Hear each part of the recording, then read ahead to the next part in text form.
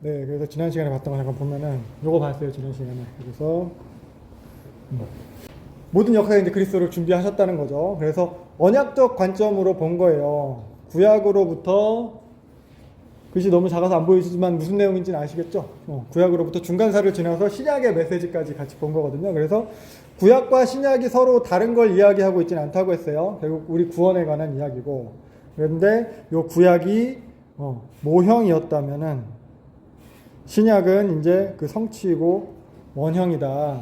그래서 구약이 모형이고 그림자일지언정 그 내용은 같은 거예요. 우리를 구원하시겠다는 내용이에요. 메시아 언약이에요. 그것에 대한. 그리고 하나님 나라에 대해서 이야기하는 것이고 결국 예수님에 대한 것이거든요. 그래서 구약의 백성들도 이 모형이지만 이 모형을 통해서 원형을 바라보게 된 거예요. 예수님이죠. 모형을 통해서 그 약속을 믿어서 구원을 받게 되는 거예요. 그런 얘기를 신약에서는 이런 식으로 표현하고 있어요. 예수님께서도 많은 선지자와 뭐 너희 조상들이죠. 예수님을 그 원형을 보고자 하였어도 보지 못했다. 너희가 듣는 것, 지금 내가 말하는 복음에 대해서 듣고자 듣지 못했다. 그리고 또 요한복음에서 예수님 말씀하신 거, 너희 조상 아브라함이 예수님이 오실 것, 그 원형의 성취에 대해서 즐거워하다가 드디어 예수님 본인이 오셔서 지금 그걸 보고 기뻐하고 있다. 그러면서 히브리서 이거 11장의 믿음장이거든요. 믿음의 조상들 쭉쭉쭉쭉 다 나와요. 그 믿음의 조상들이 이제는 더 나은 본향을 사모하니 곧 하늘에 있는 것이라. 라는 거예요. 이거 앞에 내용을 보면은 그들이 정말 자기가 떠나온 본향을 사모했으면 갈대아우르로 아브라함이 돌아가야 됐을 거다. 근데 그럴 기회가 있었는데 가지 않고 정말 더 나은 걸 사모했다. 바로 하나님 나라에 도래하는 것. 구약에서도 결국 그 약속들을 구약의 선지자들도 믿었다 이 얘기를 하는 거예요. 그래서 예수님께서 그 구약에 약속된 구원하시겠다는 언약의 모든 성취인 것이고 또한 지금 마찬가지로 그래서 우리가 그 수혜를 받는 거잖아요. 그래서 아브라함에게 하셨던 언약이 원형적으로 우리 교회에 지금 성취되고 있는 거예요. 그래서 우리가 하나님 나라고 우리가 곧 교회가 그 언약의 성취로서 모든 민족이 아브라함의 자손, 아브라함을 통해서 복을 받는다고 했던 것이 모든 민족이 이 교회를 통해서 복을 받게 되는 모든 신약의 하나님 나라의 교회로 말미암아서 복을 받게 된다는 거죠. 그리고 또 이제 아브라함 언약과 결국 시내산 언약이 다 하나님과 함께함과 관련이 있거든요. 하나님께서 아브라함에게 함께 하시겠다는 의지를 보여주신 게 아브라함 언약이라면은 시내산 언약은 함께하는 것이 어떤 것인지 그 수준에 대해서 그런 말씀해 주신 거예요. 그래서 아브라함 언약, 시내산 언약이 함께함과 관련된 연관된 것이듯이 우리에게 주신 이 성령이 우리 하나님께서 우리 가운데 거하시는 것과 밀접한 관련이 있는 개념인 거죠. 그래서 시내산에서 요 율법을 받은 것이듯이 오순절 성령을 통해서 우리가 성령의 법을 받은 것. 그래서 그 법에 순종하는 것, 성령의 법에 순종하는 것, 이게 하나님과 내가 함께하고 있다는 것을 증명해 준다는 거라고 했어요. 그래서 우리는 성령의 법을 받는 거예요. 율법 정신과 다르지 않다고 해서 그 기본 정신이 하나님 사랑, 이웃 사랑이에요. 그래서 우리가 이런 성령의 인도하심을 받는다면은 반드시 나타나는 게 있다라고 하면서 요 성령의 열매 이야기했었어요. 성령의 사랑과 희락과 화평과 오래 참음과 자비와 양선과 충성과 온유와 절제. 그래서 이런 걸 생각해보고 이런 성령의 열매들이 어떤 상황에서 잘 나타나게 되는가라는 것도 우리가 좀 생각해 볼 수 있을 것 같아요. 마냥 행복하고 내 뜻대로 다 잘 되고 즐거운 상황에서 잘 나타나는 것인가? 로또 맞았을 때 오래 참나요? 아파트 평수 넓어질 때 막 절제를 하고 그래요. 그러니까 오래 참음, 자비, 양선, 충성, 온유, 절제 이런 게 그러니까 내 삶이 어떤 모습일 때 진정 이런 열매들이 나타나는지를 우리가 묵상해 볼 수 있어야 될 것 같아요. 그래서 우리가 진정 구해야 되는 삶의 모습은 어때야 되는지. 그러니까 그런 물리적인 상황, 물리적인 조건이 아니라 내 안에서 우리가 성령을 구해야 되는 거예요. 성령 인도하심을 받아야 되는 거예요.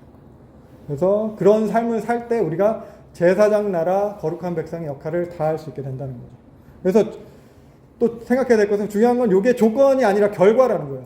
이런 열매가 맺어야지 니네가 인도를 받을 수 있다. 이런 열매를 맺어야지 니네가 구원받는다가 아니고 그래야 니네 언약 백성이 된다 이게 아니고 우리가 언약 백성이기에 이미 언약 백성이라서 성령님께서 함께하여 주시고 내주하시고 인도해 주시니까 열매가 삶 속에서 나타나는 거다.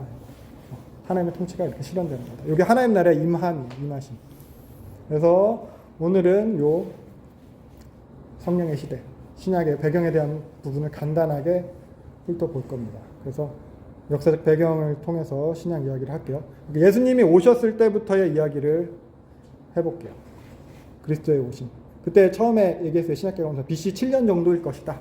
뭐 그 정도로 추측한다 이런 얘기했어요. 그래서 그때도 얘기했죠. 예수님은 요 헤롯 대왕의 통치 시기에 오셨어요. 마태복음 2장 1절에 의하면은 헤롯 왕 때. 처음에 얘기했듯이 신약 처음에 헤롯 왕은 말년의 제정신이 아니었어요. 주변 모든 사람들 다 의심해서 죽이고 그러다 보니까 유언장을 6번이나 고쳐 썼어요. 그리고 6번째 유언장을 쓰고 나서 5일 뒤에 죽어요. 근데 여기서 문제가 좀 생기는 게 있게 되는 거예요. 6번째 유언장이.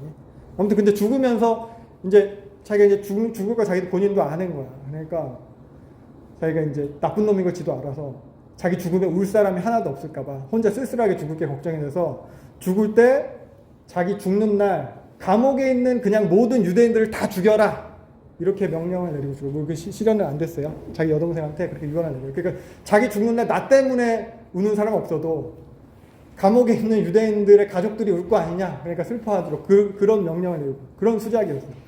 그러니까 이런 악한 헤롯이니까 제정신이 아닌 헤롯이니까 나중에 이 헤롯이 이제 동방박사가 그냥 돌아갔어요. 속은 거 알고 그 베들레헴에서 두세 밑으로 남자애들 다 죽이는 거예요. 그래서 예수님은 헤롯이 죽기까지 이제 애굽으로 피신했습니다. 보면은 동방박사들한테 꿈에 이제 헤롯에게 돌아가지 말라고 하고 동방박사들이 딴 길로 가고 그리고 요셉한테도 나타나서 헤롯이 죽이려고 한다. 애굽으로 피해라. 이런. 그래서 이렇게 애굽으로 피했다가 다시 돌아오게 되는 것. 요걸 갖다가 또 이제 출애굽을 상징하는 이미지로 출애굽을 상기시키는 이미지로 마태복음 또 그리고 있습니다. 그래서 헤롯은 뭐 이렇게 사내들 다 죽이고 하는데 이런 것들까지도 다 이제 구약 예언의 성취인 것으로 마태복음 얘기를 하고 있고요. 아까 말했듯이 6번째 유언장 쓰고 5일 만에 죽었다고 했죠. 6번째 유언장이 좀 문제가 돼요. 뭐가 문제가 되냐면 이게 이제 로마 속국이잖아요. 황제한테 인준을 받아야 돼요. 우리나라도 조선시대 때 임금이 이제 오르게 되면은 명나라에 가가지고 청나라에 가가지고 뭐 형식적으로나마 허락을 맡았거든요. 우리도 대통령 당선되면 미국 순방 가죠. 이것처럼. 이때도 이제 로마한테 그 유언장을 갖다 허락을 맡아야 되는 거예요. 근데 6번째 유언장 쓰고 5일 만에 죽어가지고 로마의 인준을 받지 못했어요. 그게 문제가 되는 거예요. 그래서 5번째 유언장의 상속자가 요 헤롯 안디바예요. 그러니까 이 사람이 이제 이의를 제기하는 거죠. 로마의 인준을 받은 유언장에는 내가 상속자다. 근데 6번째는 요 헤롯 아켈라오가 이제 상속자로 되어 있거든요. 그래서 둘이서 왕이 승계권, 그걸 가지고 로마로 가는 거예요. 누가 맞냐? 누가 이제 상속자로 인준을 받느냐? 이거 가지고. 그 사이에 요 빌립이 대신 다스리고 있고, 요 옥타비아누스, 아우구스투스 이름 바꿨죠. 요 사람한테 인준 받겠다고 찾아가는 거예요. 근데 이때 때마침 유대인 사절단도 같이 로마로 가요. 상소문을 가지고 이 사람은 뭐드냐? 우리는 헤롯 일가가 싫다. 헤롯이 다스리지 말고 차라리 로마가 직접 통치해줘라. 총독을 보내줘라. 막 이런 식이에요. 그러니까 헤롯이 워낙 못되게 굴었으니까 그만큼 인기가 없는 거죠. 그래서 헤롯 일가, 에돔 사람들, 이두메 사람들, 이방인 사람들이 싫다는 거예요. 그러는 과정 가운데에서 또 유대 본토에서도 폭동이 일어나요. 유대 본토에서 일어나고 예루살렘에서 일어나고 두 번의 폭동이 연속으로 일어나요. 거기다가 요 헤롯 대왕 죽은 게 BC 4년에 갈릴리 지방, 유다랑 예루살렘에서 폭동이 일어나요. 갈릴리 지방에서 이제 열심당 반란이 일어나요. 아예. 이때 히스기야의 아들인 유다. 전에 히스기야가 그 헤롯한테 사형당한 인물이라고 얘기했어요. 그때 헤롯한테 사형당한 인물이 히스기야인데 히스기야의 아들인 유다가 반란을 일으켜가지고 이 사람이 결국 여심당 운동을 갖다 만든 사람이나 마찬가지예요. 이 사람. 그러니까 갈릴리의 유다가 왕도 없겠다. 그냥 갈릴리 지방을 막 휩쓸고 다녔다고요. 이때는. 나중에 보면은 이 유다는 여기 사도행전에서도 보면은 AD 6년에도 지금 BC 4년인데 AD 6년에도 또 한 번 요 세금과 관련해서 호적 조사하는 거 관련해서 반란 일으킵니다. 요게 이제 가말리엘이 얘기하는 거예요. 유다가 일어나서 백성을 깨웠지만 이때 가말리엘은 하나님의 뜻이 아니면 망할 거다. 봐라 유다도 망하지 않았냐. 요걸 갖다 예를 든 거긴 한데 이 유다가 그 유다예요. 이때 지금 BC 4년에 갈릴리 지방을 휩쓸고 다녔던 유다. 그래서 어떻게 보면 엉망진창인 상황이잖아요.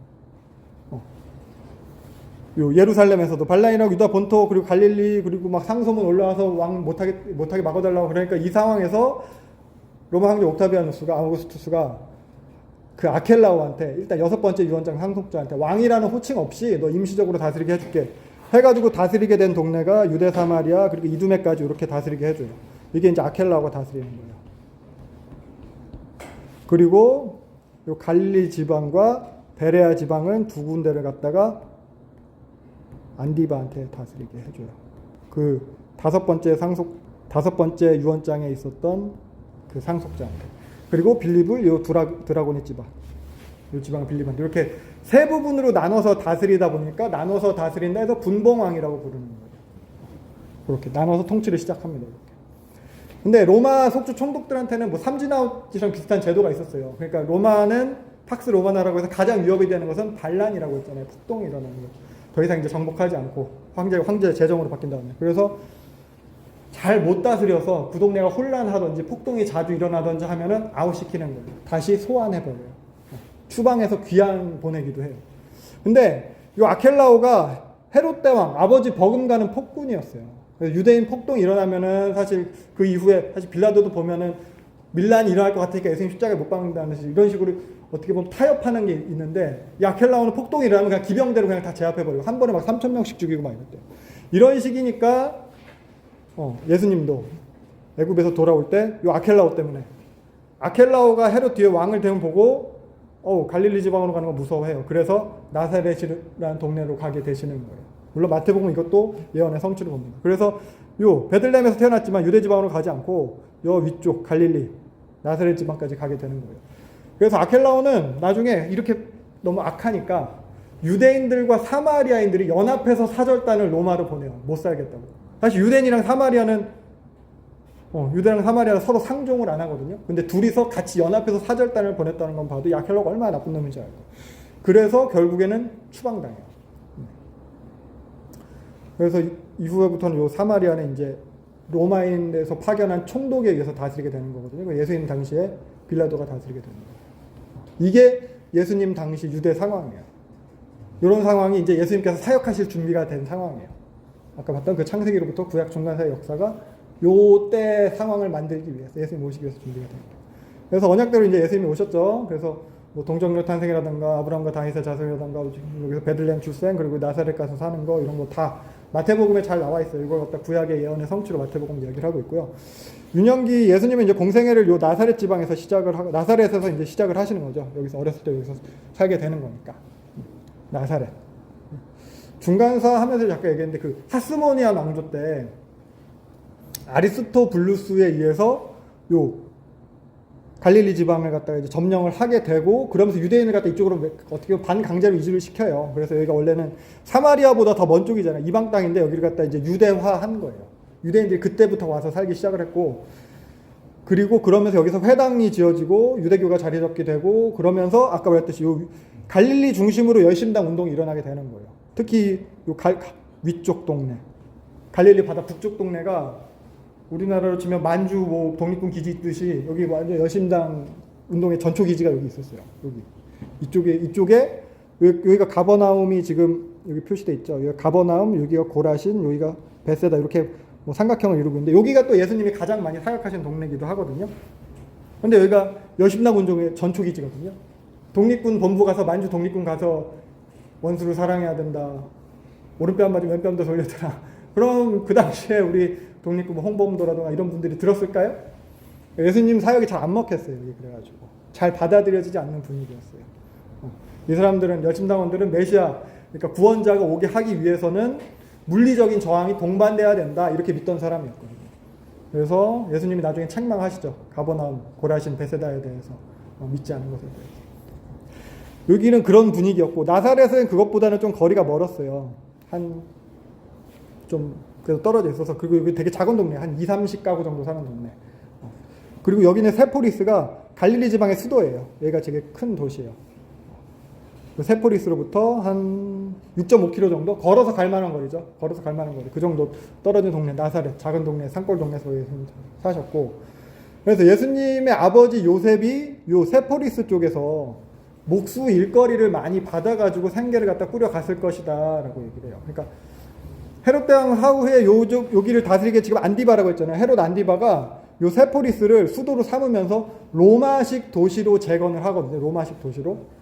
그러면서 이제 극장이랑 뭐 이런 목욕탕이랑 이런 걸 막 많이 짓게 되는 거예요. 그래서 요 지도를 보면은 요게 이제 세포리스를 갖다 그린 거예요. 갈릴리에서 바라봤을 때 이런 모습이었을 거예요. 걸어서 갈 만한 정도의 거리고, 그리고 세포리스에 보면 이렇게 극장도 있고 왕궁도 있고 이런 식으로 일거리가 많았을 거예요. 목수일거리가. 예수님의 아버지 요셉이 그렇게 살았을 것 같고. 그리고 근데 요 당시 또 유대교의 상황은 성전은 계속해서 이제 타락해 있는 상황이에요. 크게 이제 영향력을 미치지 못하는, 그리고 영적인 영향력을 미치지 못하는. 그래서 이전에 하스모니안 왕조 때는 유대당 성전 헤롯이 이제 증축하다가 이제 거의 본당은 다 증축해놓고 주변 이제 더 짓다가 더 죽은 상황인데, 그래도 성전에 이제 뭐 충분히 예배에서 이렇게 완공이 돼 있는 상황이죠. 이 상황에서 그러니까 하스모니안 왕조 때 헤롯 왕갑을 그 전에 다스릴 때는 하스모니안 왕조는 그 레위 지파잖아요. 그러다 보니까 왕이랑 제사장을 겸직했어요. 물론 그게 문제가 돼서 막 바리새인들한테 막 뭐 불만, 불평 뭐 그래서 막 반란도 일어나고 하긴 했지만, 근데 헤롯은 아예 혈통상 이두맨이잖아요. 제사장을 할 수가 없어요. 내가 왕이긴 하지만 제사장 하는 건 말도 안 되는 일이에요. 그래서 결국 자기 측근을 갖다가 대제사장으로 세우긴 해요. 근데 그러다 보니까 이 대제사장 자리가 그 이전과 마찬가지로 그냥 권력 다툼의 자리, 권력으로 서로 차지하려고 빼앗고 쫓아내고 모함하고, 그러니까 돈 많이 준 사람이 결국 또 대제사장 하는 거예요. 그래서 요 그 헤롯 왕가 시작되고 나서의 대제사장들 임기를 보면 보통 3, 4년이에요. 짧은 사람은 1년도 안 돼서 바뀌기도 해요. 돈 많이 주고 혹은 이제 뭐 이렇게 끌어내리고 하면 그냥 뭐 쫓겨나는 거야. 근데 예수님 당시의 대제사장이 가야바였는데 가장 오랜 기간, 이 사람은 18년을 해요.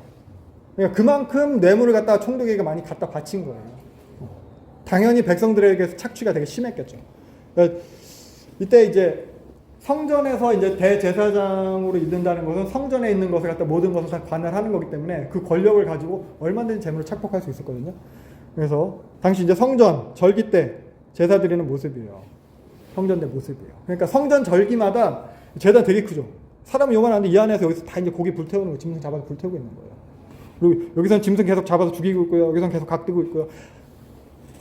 그 6월절과 오순절과 초막절에 모이잖아요. 한 번 모이면 한 20만 마리 정도 그 이상의 짐승이 잡아서 제사로 드려졌대요.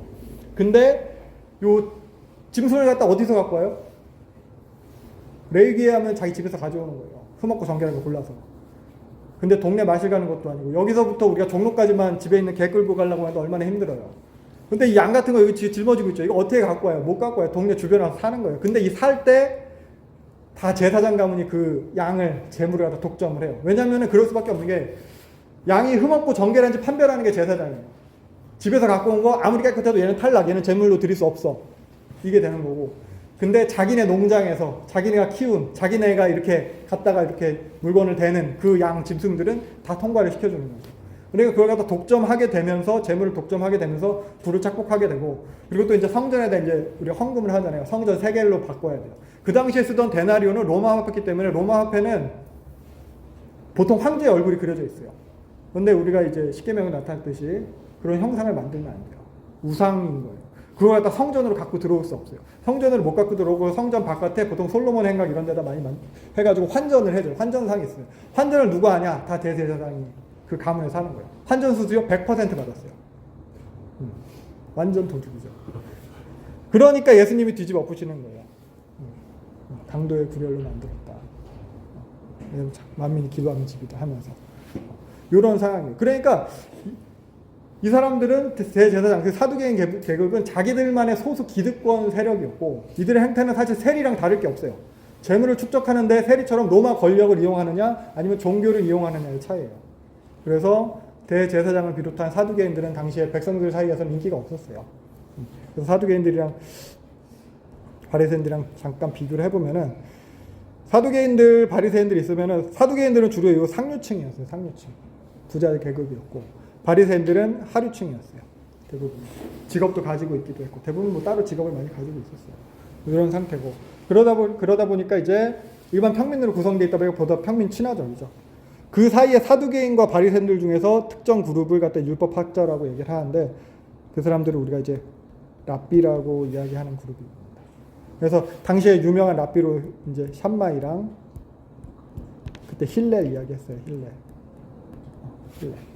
그래서 샴마이학파가 보다 좀 더 보수적이라면 힐렐학파는 좀 더 진보적이고 율법 해석에 있어서도 자유롭고 그랬다고 해서 그래서 힐렐의 후손이 예수님 당시에 유명한 랍비였던 가말리엘이에요. 아까 잠깐 봤던 갈릴리 유다가 일어났지만 하나님 뜻이 아니까 망했다 그 얘기한 사람도 이 가말리엘. 사내들인 공회 회원이었고 존경하는 랍비. 그리고 바울이 요 가말리엘 문화에서 이제 율법을 배운 거예요. 어렸을 때 예루살렘으로 유학 와가지고 고향은 다소죠. 다소. 스토아 철학의 중심지예요. 좋은 동네, 교육의 동네에서 태어나서 예루살렘으로 와서 제일 좋은 스승 만나서 배운 거죠. 스데반도 요 가말리엘 문화였다는 설이 있어요. 그래서 요 사두개인과 바리새인은 서로 이제 이런 신분의 차이도 이제 뭐 분명히 나타났지만 신학적인 차이가 확실하게 나타나는 게 전에도 얘기했지만 사두개인들은 이제 사후 세계나 몸의 부활이나 영적인 존재, 천사, 귀신 이런 것 갖다 믿지 않았어요. 그리고 성경을 인정하는 데 있어서 이 사람들은 모세오경만 인정하고 바리새인들은 구전율법까지도 다 이제 인정을 하게 되는 거죠. 그래서 이런 차이를 보였지만 당시 요 사두개인과 바리새인들 그리고 유대인들에게 있어서 공통적으로 인식되는 것이 하나 있으면 그건 복에 대한 개념이에요. 간단하게 얘기하자면은 부자면 복 받은 거다. 그래서 이들이 공통적으로 이야기하는 게 이제 부자가 결국 이제 복 받은 사람이다. 라고 얘기를 하고 이게 복 받았다는 건 뭐냐? 이 사람이 의인이기 때문에 그렇다. 의인은 곧 하나님 백성이다. 이런 식의 인식은 공통적으로 갖고 있었어요. 하나님 백성은 의인은 하나님께서 복을 주시는데 그게 부자 된 거다. 의인이다. 그럼 반대는 뭐냐? 가난한 것은 저주다. 죄인이라 그렇다. 이런 인식들이 있었어요. 그러니까 이 사람들은 부자 복받은 사람 의인 하나님의 백성 이거 뭐냐? 하나님의 백성 뭐냐? 공동체 안에 소속됐다는 거예요. 이미 구원받았다는 거예요. 구원받은 백성이라는 하나님의 백성이잖아요. 구원받은 백성. 이 사람들은 뭐 더 이상 뭐 구원이 필요 없다는 거고. 그럼 가난한 사람들은 뭐냐? 죄인이니까. 종교적으로 사회적으로 소외돼서 니는 하나님의 백성이 아니다라는 거예요. 너는 구원받지 않았다. 구원이 없다라고 얘기를 하는 거예요. 가난한 사람들 특정 질병, 뭐 자식이 뭐 태어나고 장애를 태어나 뭐 어떤 불행, 그리고 고아 부모님 없어, 과부 나그네 이런 사람들, 그리고 기타 죄인들, 세리 창녀 뭐 그런 죄인들. 이 사람들은 그래서 유대교 공동체 안에 들어올 수조차 없는 거예요. 구원이 필요한 존재죠. 이들에게 구원이 필요한 거고 그래서 예수님이 오셔서 주로 사역하는 대상이 이들인 거예요.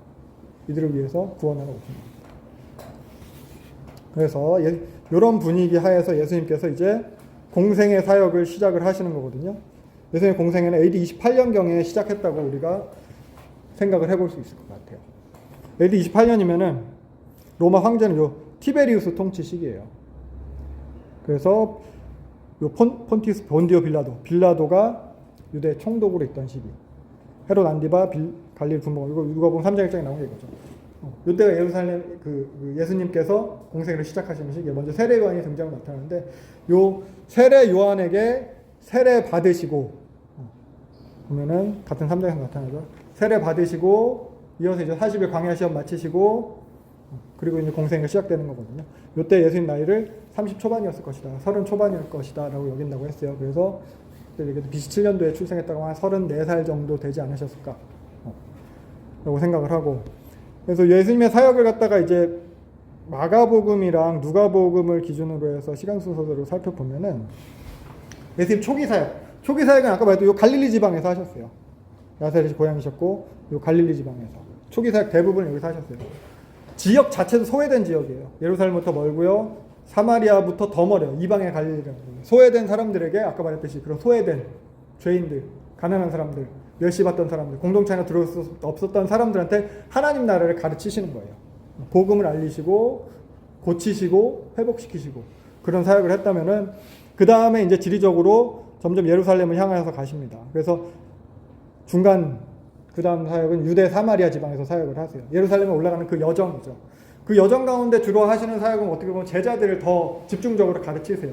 여기서는 갈릴리 가버나움 이런 윗동네에서는 이제 뭐 기적도 많이 일으키시고 백성들을 향해서 사역을 했다면은 이동 중에도 물론 그런 거 하세요. 하지만 제자들에게 보다 집중적으로 메시지를 많이 전하세요.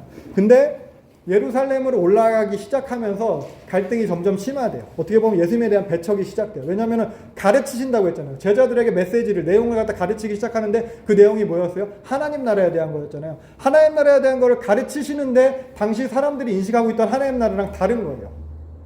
그들이 기대하는 거랑 서로 다른 거예요. 제자들도 제대로 이해하지 못하는 하나님 나라인 거예요. 왜냐하면 로마로부터 독립하는 군사적 정치적 하나님 나라를 원했으니까. 긴장이 점점 고조돼요. 그래서 누가복음 특별히 읽어보시면 그러면서 결국 예루살렘에 도착하시죠. 예루살렘에 도착했지만 그 대립이 이제 극심해지는 거예요. 이제 분위기상의 갈등이 아니라 실제적으로 사두개인들을 비롯해가지고 그 바리새인들이랑 긴장이 최고조로 이루어지게 되는 거예요. 그래서 예수님이 결국 이제 은 30을 팔려서 돌아가시게 되는 거예요. 십자가에 못 박혀서. 그리고 십자가형을 당하셨는데 3일 만에 부활하시고 다시 제자들한테 나타나시고 또 40일 동안 다시 또 하나님 나라에 대해서 가르치시고 승천하십니다. 이때가 AD 30년경으로 여겨집니다. 그러니까 교회의 시작이 요 30년인 거예요. AD 30년. 이때가 이제 교회의 시작으로 볼 수 있겠죠. 교회도 보면은 요 예루살렘에서 시작이 돼요. 잘 아시듯이 오순절 그 성령 강림 사건으로 말씀하신 대로 약속대로 성령이 임하시고 예루살렘 교회가 이제 형성되기 시작하는 거예요. 이제 교회라는 공동체가. 그러니까 그 교회라는 공동체 사람들이 점점 많아지고 특별히 그런 소외된 사람, 가난한 사람들 오기 시작하면서 어떻게 먹고 살아야 되니까 부자들이 나눠주죠. 물건 통용하기 시작하고 가난한 자를 걔를 돌봐야 되니까 집사, 7집사 세우고 유명한 사람 스데반 그리고 빌립 집사님 이런 사람들 세워지고 복음이 점점점 퍼지게 되는 거예요. 그러면서 결국 복음이 퍼지니까 유대교랑 대립할 수밖에 없어요. 유대주의랑 대립하는 거예요. 교회 안에서도 유대주의와 대립이 나타나고요. 교회 밖에서도 유대주의랑 대립이 시작이 돼요. 그런 과정 가운데서 스데반이 순교한 거거든요. 헬라파 유대인 스데반이 헬라파 유대인들이 다니던 그 회당에 가서 그 예수님 전하다가 그 유대주의자들한테 이제 돌 맞아 죽게 되는 거예요. 그리고 이런 핍박의 상황 중에서 이제 바울이 이제 등장을 하게 되는 거죠. 바울이 덩달아 핍박을 하다가 나중에 이제 회심까지 하게 됩니다.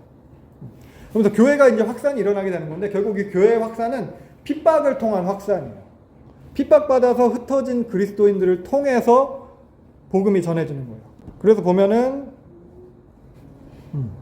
예루살렘에서 시작이 됐어요, 복음이. 근데 요 빌립 집사님 같은 경우는 요 사마리아까지 가서 전도를 하게 되죠.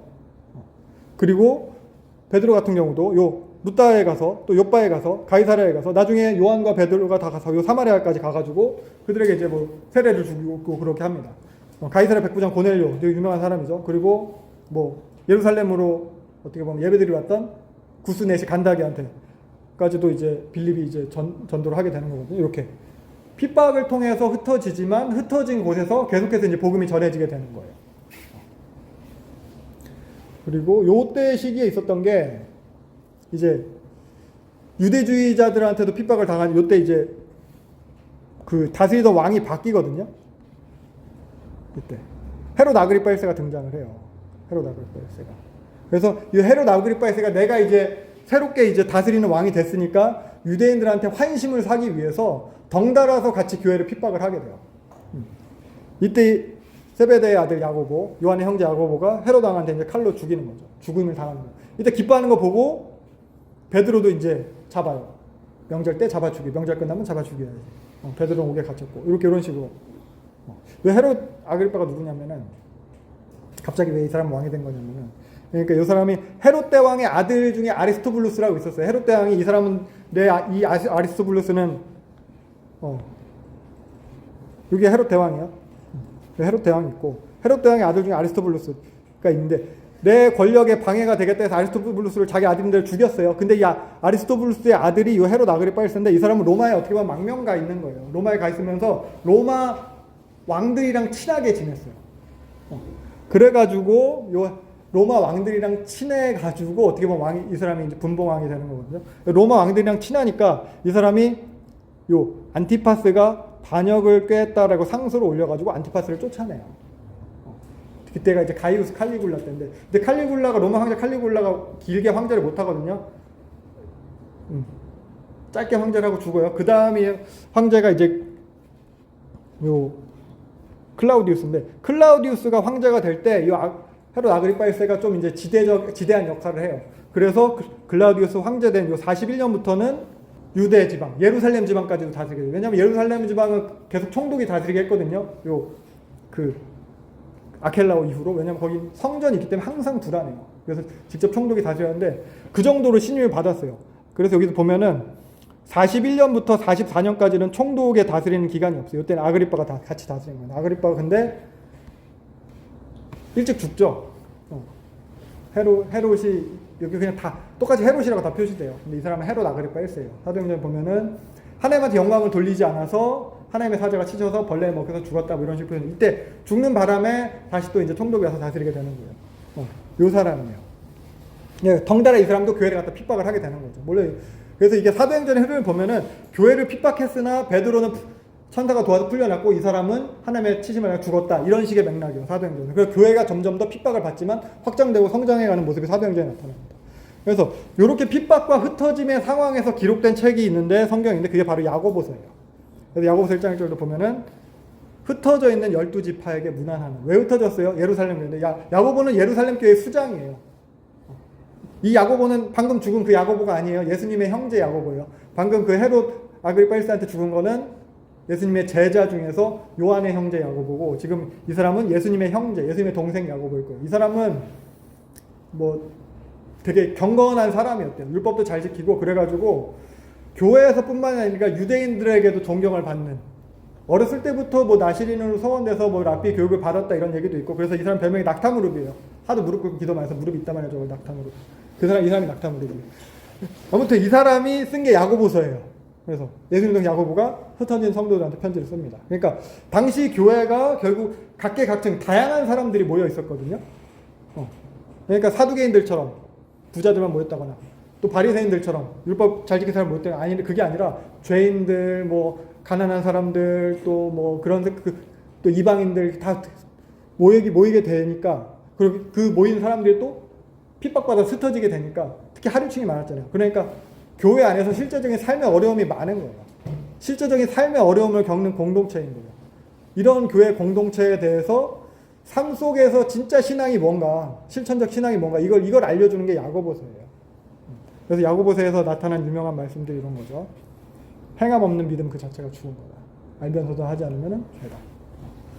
친구가 왔는데 뭐 힘들어서 왔는데 그래 너 평안히 가서 따뜻하게 하고 밥 잘 먹고 잘 지내 이게 말로만 하면은 그 믿음 죽은 거라고 하는 거예요. 먹을 거를 주고 따뜻하게 옷을 내어주라는 거죠. 그래서 이런 야고보서의 말씀은 지금 우리에게도 충분히 적용되어질 수 있는 말씀인 것 같아요. 지금 교회 상황도 이때랑 어떻게 보면 한편은 비슷한 것 같아요. 이 당시 교회도 각계각층이 모여서 이제 부가 양극화되어 있으면 지금도 마찬가지죠. 부의 양극화가 교회 안에 있어요. 그리고 교회가 핍박을 받아요. 사실 문화적으로 핍박을 받고 있는 또 교회고요.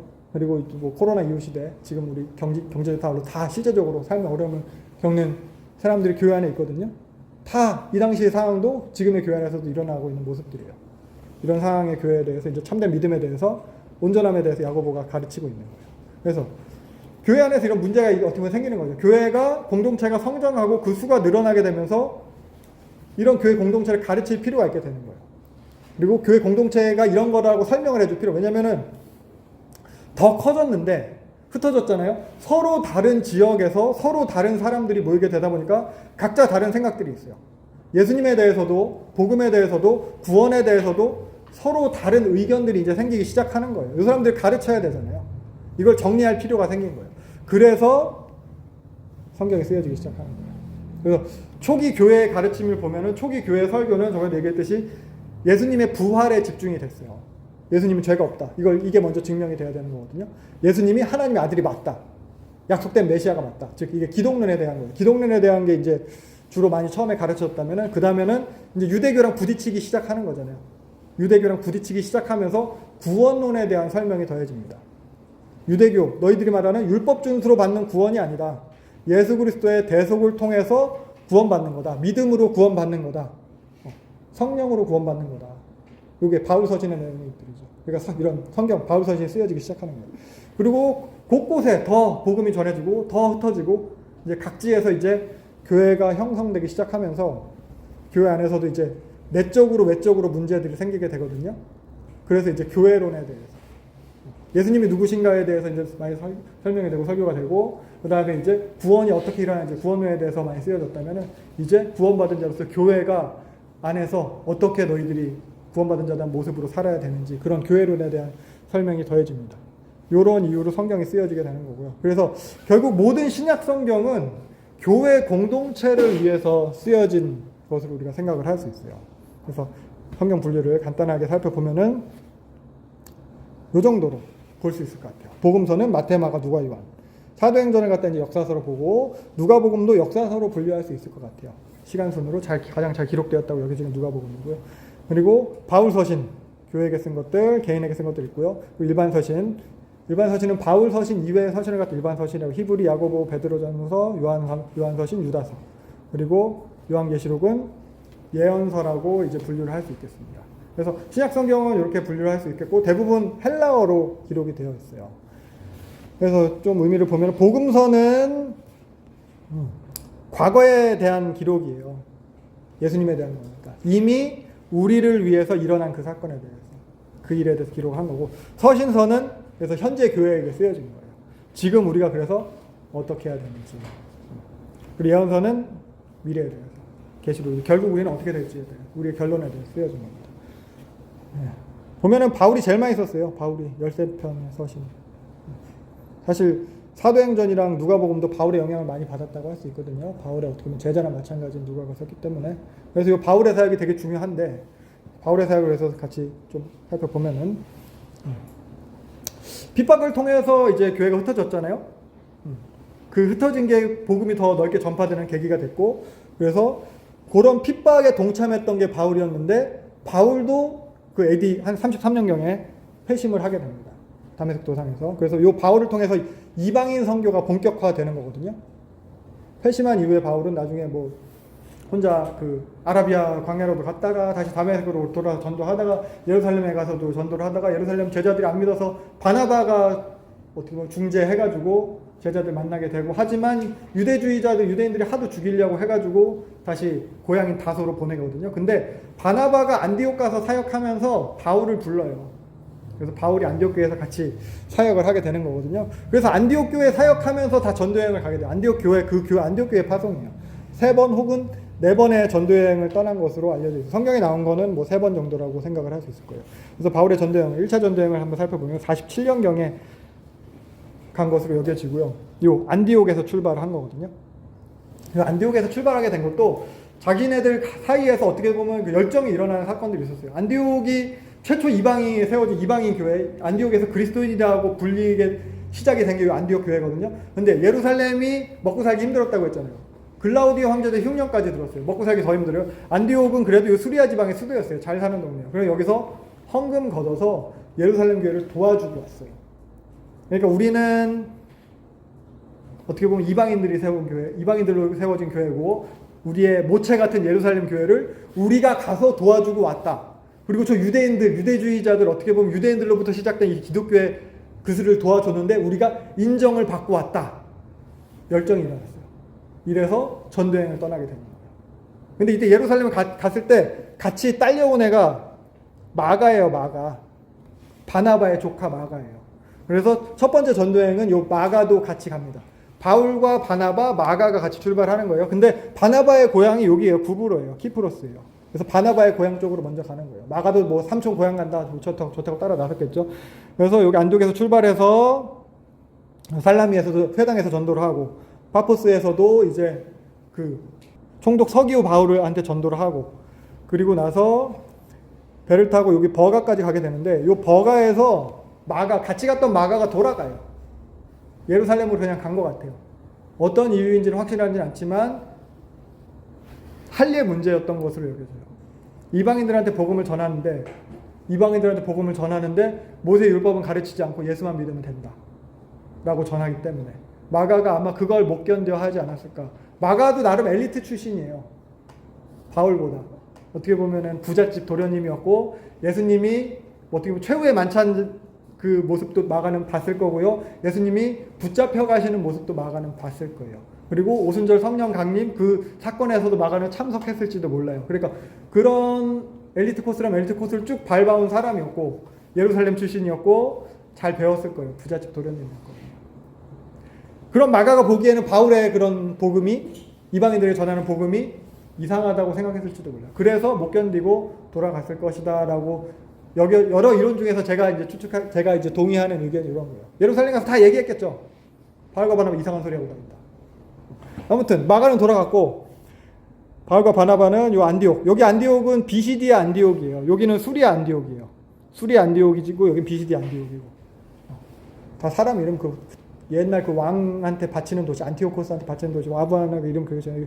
비시디 안디옥에서도 결국 비슷한 문제예요. 회당에서 설교를 하지만 회당에서 유대인들은 쫓겨나는 거예요. 유대인의 율법 지키지 않아도 구원받는다고 하니까. 그리고서 이고니온, 루스드라, 더베에 가는데 특히 이고니온에서 유대인들의 설교나 쫓아났죠. 근데 루스드라에서는 이고니온에서 쫓아온 유대인들까지도 막 회방을 하는 거예요. 저거 안 되겠다. 쫓아가서 저거 방해해야겠다. 근데 루스드라에서는 이때 안진뱅이 고치는 사건이 일어나죠. 그때 헬라인 이방인들이 와서 이거 헤르메스다. 이거 제우스다. 해가지고 바울이 말을 잘하니까 얘는 헤르메스고 바나바는 뭐 대장인 것 같으니까 제우스고 그래서 이거 안진뱅이 고친 거 하는데 막 그래서 소 가져다가 막 바나바 앞에서 제사 드리려고 하잖아요. 바울이 만류를 다 하고 예수님 복음을 전하고 했는데 유대인들이 나와서 해방을 하니까 그 이방인들도 같이 어떻게 보면 선동이 돼가지고 돌로 쳐서 죽이잖아요. 바울 죽은 줄 알고 내 던졌는데 바울이 툴툴 털고 일어나서 요 더베까지 가서 전도를 하고 그리고 더베에서 다시 왔던 길로 돌아오면서 자기들이 세웠던 교회에다 이제 장로를 세웁니다. 이 당시 장로는 담임 목사님이나 마찬가지예요. 복음을 전도했지만 자기들은 돌아가야 되는데 그 교회를 지킬 사람들을 세우는 거예요. 장로들을 세우고 다시 요 안디옥으로 돌아오게 되는 거죠. 요게 1차 전도예요. 그러니까 여기서 1차 전쟁에서 보면 가장 강력하게 대립이 나타나는 건 유대교와의 대립이에요. 헬라인들이랑 대립은 아직 본격화되지 않아요. 유대주의가 이렇게 이런 바울의 전한 복음에 대해서 그리고 내부적으로 교회 안에서도 마가가 돌아갔잖아요. 마가가 돌아가서 예루살렘 교회 얘기했죠. 예루살렘 교회에서 바울이 전한 이 동네에 돌아다니면서 어떻게 보면 고치고 다녀요. 바울이 전한 복음에 대해서. 바울이 이렇게 가르쳤니? 나 예루살렘 교회에서 왔는데 이거 틀렸어. 니네 할례 해야 되고 모세율법 지켜야 돼. 특히 할례 받아. 이런 식으로 고치고 바울 입장에서 잘못된 복음이죠. 이런 걸 전하고 다니고. 이런 유대교와의 대립이 나중에 49년 예루살렘 공회의 배경이 됩니다. 그리고 이것과 관련해서 쓰여진 편지가 갈라디아서예요. 요 지방을 갖다 이제 갈라디아라고 불러요. 사실 당시 로마가 저쪽 갈리아 지방 그 시저가 갈리아 원정하고서는 그 동네 프랑스 사람들이 갖다 요쪽 비두니아 지방 요쪽으로 이제 이주를 시키거든요. 그래서 갈리아 사람들이 와서 요 동네를 갖다 갈라디아 사람들이 많이 살아요. 그래서 요 동네를 갈라디아라고 부르기도 하는데 로마 행정구역상 명칭은 요 방금 바울이 전도했던 요 지역을 갖다 로마 행정구역상 갈라디아라고 부르거든요. 그래서 요 갈라디아 지방 사람들한테 로마 그 교회가 세워진 건데 근데 이 사람들한테 누가 갔어요? 예루살렘에서 간 사람들이 와가지고 할례 받아야 된다. 예수만 믿어서 구원 못 받아. 예수도 믿어야 되는데 할례도 받아야 돼. 예수 믿기 전에 니네가 먼저 유대인이 되고 그 다음에 예수를 믿는 거야. 뭐 이런 식으로 가르치는 거예요. 그러니까 바울이 그 소식을 들었어요. 기분이 나쁘죠. 화가 나죠. 그래서 쓴 책이 갈라디아서예요. 그래서 갈라디아서를 기록을 하는 거예요. 율법이 아니라 니네 믿음으로 의롭게 되는 거다. 율법을 이루려고 하는 것이 아니라 니네 성령으로 살아라. 이 얘기예요. 그래서 내가 십자가와 함께 못 박혔다. 내 안에 그리스도께서 사신 것이다. 그래서 하나님의 은혜를 패하지 못하나니 만일 의롭게 되는 게 율법으로 되는 거면 예수님 헛되이 죽은 거다. 예수님 죽은 헛것이다. 예수님 죽어서 이루셨는데 왜 다시 내 율법으로 가려고 하냐. 그래서 우리를 자유롭게 하려고 자유를 주셨으니까 율법에 매이지 마라. 이게 갈라디아서의 메시지잖아요. 그래서 이 갈라디아서를 보면은 격앙돼 있는 게 보여요. 바울이 화가 많이 났어요. 감정적으로. 내가 그렇게 어떻게 보면 돌 맞아 죽으면서 전한 그 교회잖아요. 첫 번째 전도 여행이기도 했고. 그러면서 전했던 교회가 다시 율법으로 돌아갔다니. 내가 유대주의자랑 싸우면서 그렇게 전한 교회인데. 그래서 초기이기도 했고 성품이 덜 다듬어졌을 수도 있겠지만 갈라디아서 읽어보면 그런 느낌이 나실 거예요. 어리석은 자들아. 이런 식으로 막 표현을 해요. 인사도 없어요. 칭찬도 없어요. 다른 편지에는 그런 것들이 있는데 그런 부분까지 빠지고 나중에 읽어보시면 좋을 것 같고 그렇게 요 할례를 주장하고 다니던 사람들이 이제 요 안디옥까지 찾아오게 됩니다. 예루살렘에서 안디옥에까지. 그래서 사도행전 15장 1절부터 보면은 유대로부터 어떻게 보면 야고보가 그랬을지도 모르겠어요. 이 사람들이 안디옥에 도착했다는 거 내려왔다는 게 모세법대로 할례를 바치면 구원받지 못한다. 갈라디아에서 전하던 거다. 그러니까 바울과 바나바랑 다툼이 일어난 거예요. 싸움이 났어요. 그래서 안 되겠다. 야, 예루살렘으로 가가지고 뭐가 맞는지 확인해서 와. 그래서 바울과 바나바를 갖다 보내게 되는 거죠. 이게 49년 예루살렘 회의인 거예요. 교회 최초로 크게 종교회의, 총회가 열리게 됩니다. 그래서 총회가 열려서 이방인에게 할례를 하고 모세율법을 지킬 명령이 마땅하다. 이 사람 유대주의자들이겠죠. 교회 안에 할례파일 거예요. 마가가 이런 입장일 거예요. 근데 변론이 있은 후에, 많은 변론이 있은 후에 베드로가 일어나서 얘기한 거죠. 이방인한테 베드로가 전도를 해봤으니까, 가이사랴 고넬료 백부장한테 전도를 해봤으니까, 그 사람들이 할례 받기 전에 이미 하나님의 말씀을 전하는데 성령이 임하는 걸 보고선 그 다음에 세례를 줬으니까, 할례 없이도 그렇게 이제 성령께서 임하시는 걸 봤으니까 베드로가 말하는 거예요. 우리가 매지도 못할 멍에를 갖다 그들에게 매게 하지 말자. 그러니까 그 뒤에 이제 비로소 이제 바울과 바나바가 발언권을 얻어가지고 이야기를 하게 되는 거고, 그리고 나서 예수님의 동생 야고보가 마지막에 결론을 내리는 거죠. 그러니까 이 당시 야고보가 예루살렘 교회의 수장이었어요. 아까 말했듯이 그냥 유대인들 자체에게도 존경받는 수준이었고, 거기다 예수님 동생이니까 우리 형이 그러는데 이 말하면 뭐 다 통과하는 거죠. 그래서 야고보가 얘기하면서 마지막에 내 의견에는 이들을 괴롭게 하지 말고 할례는 하게 하지 않아. 좀 너무 심각한 거 있잖아요. 우상에 더러운 거, 음행 목매해 주는 거 이런 거라고 편지하자.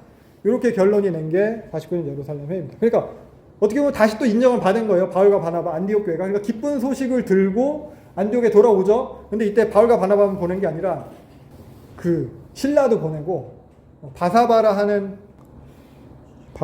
유다인가요? 바사바라는 유다 맞네요. 유다와 신라를 같이 이제 껴서 보내는 거예요. 그래서 유다랑 신라가 같이 갔고, 이때 마가가 다시 또 같이 삼촌 따라서 올라간 것 같아요. 안디옥으로. 그러고 나서 이 기쁜 소식을 들고 가는 게 2차 전도행이에요. 또 인정받고 왔어요. 그러니까 갈라디아 지방에 다시 편지를 보냈지만, 야 이것 봐, 진짜야, 내 말이 맞았어, 이걸 가지고 가는 게 2차 전도예요. 근데 안디옥에서 출발을 하는데 이때 바울과 바나바가 싸우는 거죠. 바나바는 마가 데려가자, 바울은 안 된다, 얘 그때 버가에서 그냥 혼자 도망갔다, 얘 못 데려간다, 심히 다퉜대요. 크게 싸웠대요. 그래서 바나바는 마가를 데리고 또 자기 고향인 요 구브로 지방으로 가고, 바울은 신라, 예루살렘에서 같이 온 그 신라를 데리고 더 증명이 되는 거. 이거 봐, 얘 예루살렘에서 왔어, 내 말이 맞아 하고서 바울 어떻게 자기 고향으로 가요. 다소, 육로를 통해서 다소로 가고, 그리고 자기가 세웠던 교회들을 돌고, 그리고서는 더 이제 바울은 전도를 하려고 하는데 주로 이 아시아 지방에서 하려고 했는데, 이때 사도행전을 보면은 예수의 영이 막았다는 표현이 들어요. 그래서 어디 갈지 갈피를 못 잡다가 드로아에 도착해서 드로아에서 기도를 하는데, 마케도니아 옷을 입은 사람이 환상에 나타나가지고 건너와서 우리 도와주세요 해가지고 배를 타고 마케도니아, 유럽으로 넘어가게 되는 거예요. 유럽 전도가 시작이 되는 겁니다. 그래서 유럽 전도행 시작이 돼서 첫 번째 성 빌립보에 딱 이제 머물게 되는 거죠. 빌립보, 유대인의 그 마케도니아 첫 성은 빌립보에 머물게 돼서 빌립보에 가게 되는데, 빌립보에서 이제 안식일에 회당을 찾으려고 했는데 여기 회당이 없다고 했잖아요. 유대인들이 많이 안 사는 거예요. 빌립보 도시 자체가 그 퇴역 군인들에게 하사한 도시이기 때문에 로마에게 그 옥타비아누스한테 충성했던 그런 사람들한테 하사한 도시이기 때문에 군인 출신이고, 유대인들은 군대 안 가니까 유대인들이 없어요. 그래서 회당이 없어서 어디를 가요? 강가로 가죠. 강가 기도처에 가서 보니까 여인들이 기도하고 있어. 이때 루디아를 만나는 거예요. 자주장사 루디아라고 표현해요. 자주장사. 자주색 옷감이 되게 귀했대요. 왕들이 입는 옷인 거예요. 자주색 옷감을 갖다 취급하는 이 사람은 되게 부자인 거예요. 그래서 루디아의 집에서 이제 교회가 시작이 돼요. 근데 여기서 이제 전도를 잘 하고 다니는데 이제 귀신 들린 여종을 갖다 고쳐주는 사건이 일어나죠. 근데 귀신 들린 여종이 돈벌이가 됐는데 그 주인들이 여종을 갖다 귀신을 쫓아내 돈벌이가 안 되니까, 그래서 바울이 이제 두드려 맞고, 그때 뭐 릭토르라고 해가지고 그때 로마 이제 그 회초리 들고 다니는 사람이 있거든요. 두드려 맞고 감옥에 갇히게 되는 거예요. 이게 빌립보 감옥에 갇히는 건데, 바울과 신라가 감옥에서 뭐 했대요? 찬양했다고 했죠. 옥문이 열리고 지진이 일어나고, 그 감옥의 간수가 자살하려고 하는데, 야 우리 여기 있어, 죽지 마 해가지고 어떻게 해야 구원을 받을 수, 주 예수를 믿으라, 그래야 너와 내 주를 구원. 그래서 그 밤에 간수와 그 집 사람들이 다 이제 세례 받고, 그 다음날 야 나 로마 시민들 내 재판 없이 나 때렸다. 그러니까 그 총독이 겁나가지고, 바울이는 또 신라도 다 로마 시민권이었거든요. 그러니까 풀어주고 떠나주세요. 그냥 우리 동네에서 문제 일으키지 마. 왜냐면은 백성들은 싫어하니까. 그러니까 근데 또 로마 시민이니까 함부로 할 수 없어. 이미 자기 때렸어. 그러니까 떠나주세요 해가지고 데살로니카로 가게 되는 거죠. 데살로니카는 도시가 컸어요. 그러니까 이쪽 마케도니아 지방의 수도예요. 데살로니카가. 도시가 크니까 야 이거 동네 크다, 전도할 사람 많다, 유대인 회당도 있다. 그러니까 여기서 강의 계획을 바울이 길게 잡았어요. 오래 사역할 생각하고, 그래서 여기서 직업을 구해버려요. 여기서 아예 터잡고 먹고 살면서 해야겠다. 직업을 구해. 천막 만드는 일이라고요. 직업을 구했는데, 근데 여기서 이제 데살로니카에서 문제가 생기죠. 유대인들이 이제 쫓아와가지고 바울을 갖다 이제 핍박을 하게 되는 거죠. 그래서 데살로니가에서 3주 만에 떠나가게 돼요. 3주 만에 떠나가서 요 베레아 지방에 있는데, 베레아 지방에서 전도를 잘 했지만 거기까지도 유대인들이 와서 핍박을 하니까 야, 안 되겠다. 바울 죽을 것 같아. 왜냐면 이제 바울은 또 겁없이 막 정했을 거 아니에요. 그러니까 바울만 먼저 따로 배태워서 보내. 요때 빼먹은 게 있는데, 여기 루스드라에서 디모데가 합류를 해요. 그러니까 여기 처음에 왔어요. 루스드라에서 디모데가 합류를 하고, 바울, 실라, 디모데 같이 가는 거예요. 그리고 드로아에서 넘어오게 되면 이때 누가가 합류를 하게 돼요. 바울, 실라, 디모데, 누가가 합류를 한 거예요. 근데 베레아에서 얘네들 쏙 빼고 바울만 먼저 쏙 보내요. 바울이 그때 이제 아테네 가서 전도를 하는 거예요. 아레오바고에서 바울이 연설을 하는 거예요. 그리고 나서 뒤늦게 이제 디모데랑 이제 실라가 왔어요. 아테네에서 만났어요. 근데 바울이 걱정하는 거는 니네 안 다쳤냐? 이게 아니고 데살로니가 교회를 걱정을 해요. 내가 3주밖에 전도를 못했으니까. 거기다 나는 핍박받아서 왔는데 남겨진 그들이 나 대신 핍박받는 게 아닐까? 그리고 그들이 믿음을 잘 지키고 있을까? 그래서 디모데를 다시 보내요. 야, 너 빨리 저기 데살로니가 가봐. 그리고 나서 자기는 고린도로 넘어오게 됩니다. 고린도에서 사역을 하고 있고, 그때 이제 데살로니가에서 디모데가 교회 소식을 갖고 오죠. 그래도 믿음을 잘 지키고 있습니다. 근데 제대로 못 배워서 행동은 이상합니다. 그런 얘기를 전해. 그래서 데살로니가 전서가 쓰여지게 되는 거예요. 그러니까 데살로니가 전서랑 후서에 보면은 그 짧은 서신이긴 한데 되게 애정이 많아요. 갈라디아서랑 분위기가 되게 달라요. 어떻게 보면 갈라디아 교인들보다 더 잘못된 애들은 음란하고요, 게으르고요, 이런데도 책망이 오히려 덜해요. 그래서 이 사람들한테는 이제 그런 생활 방식에 대해서 그러니까 강의 길게 잡았을 텐데 3주 만에 나오다 보니까 제대로 못 가르쳐가지고 가르치지 못한 것에 대해서, 거기다 바울이 어떻게 보면 이 사람들 죽을까봐 도망간 거거든요. 바울에 대한 오해, 이런 것들에 대해서 이제 설명하는 얘기들이 데살로니가 전서와 후서에 나타납니다. 그래서 데살로니가 전서는 그들의 문화, 헬라적인 문화 관습에 대한 얘기예요. 그러니까 데살로니가 디오니소스를 섬겼거든요. 술 먹는 신이에요. 음란한 신이에요. 그러니까 그런 문화가 여기 그대로 있는 거예요. 그래서 그런 것에 대한 얘기. 그래서 이때부터 이제 유럽으로 넘어간 거잖아요. 헬라 사상과 대립이 시작이 돼요. 복음이 유대 지역을 벗어나서 유럽으로 넘어가면서 이방으로 더 퍼져나게 되면서 지금까지 조금 다른 양상이에요. 유대교와의 대립은 계속되는 건데, 그것과 더불어서 헬라주의와의 어떻게 보면 대립, 이런 게 시작이 됩니다. 그래서 데살로니가 전서가 그런 걸 반영을 한 거고, 특히 데살로니가 후서에는 그 부활 신앙에 대한 이야기가 있어요. 그러니까 이 데살로니가에도 헬라적인 부활 신앙이 있었어요. 메시아가 오게 되는 것에 대해서, 또 메시아라기보다는 이들 나름대로의 그 카비루스 신앙이라고 하는데, 구원자, 그 죽은 카비루스가 다시 살아서 돌아오게 될 것에 대해서, 그때 구원이랑 이런 식의 헬라적인 신앙이 있었는데, 그 예수님의 재림 신앙이랑 좀 비슷하잖아요. 그게 짬뽕이 돼 있어가지고 그것에 대해서 설명하는 게 이제 또 데살로니가 후서, 이런 게 데살로니가 전서에 이런 양상이 반영이 돼 있다고 하겠습니다. 그래서 이때 출발한 게 49년 이후잖아요. 49년 예루살렘 공회 이후에 전도여행을 출발한 거고, 그래서 고린도에 도착해서 고린도에서 이제 그래도 1년 반인 정도 고린도에서 사역을 하게 되는데, 49년이잖아요. 49년에 로마 제국이라기보다 로마 도시 로마 안에서 좀 사건이 있었는데, 그게 뭐냐면은 수도 로마에서 당시 황제가 글라우디오인데, 글라우디오가 49년에 유대인들 로마에서 다 나가라, 글라우디오 칙령이라고 해요. 로마인들을 갖다가 다 나가라고 해요. 이게 왜 그러냐면은 이때 로마 안에서 유대인들 간의 분쟁이 일어났대요. 역사학자 스웨토니우스에 의하면은 크리스토스라는 사람 때문에 로마에서 분쟁이 일어나서 시끄러우니까 클라우디오가 다 나가라고 했다. 이게 49년 글라우디오 칙령인데, 요 크리스토스를 갖다가 물론 철자는 틀리지만 그리스도가 아니겠냐. 예수님 때문에 여기서도 유대인들과 기독교인들 사이에서 뭔가 분쟁이 일어나니까 다 나가라고 한 게 아니냐라고 했는데, 요 글라우디오 칙령 덕에 로마에서 쫓겨나온 사람이 요 브리스길라와 아굴라입니다. 브리스길라와 아굴라가 본도 출신이긴 해요. 저기 아까 말한 그 지도 잠깐 보죠. 요쪽이 본도예요. 본디오 빌라도, 본도 출신 빌라도, 여기 출신이에요.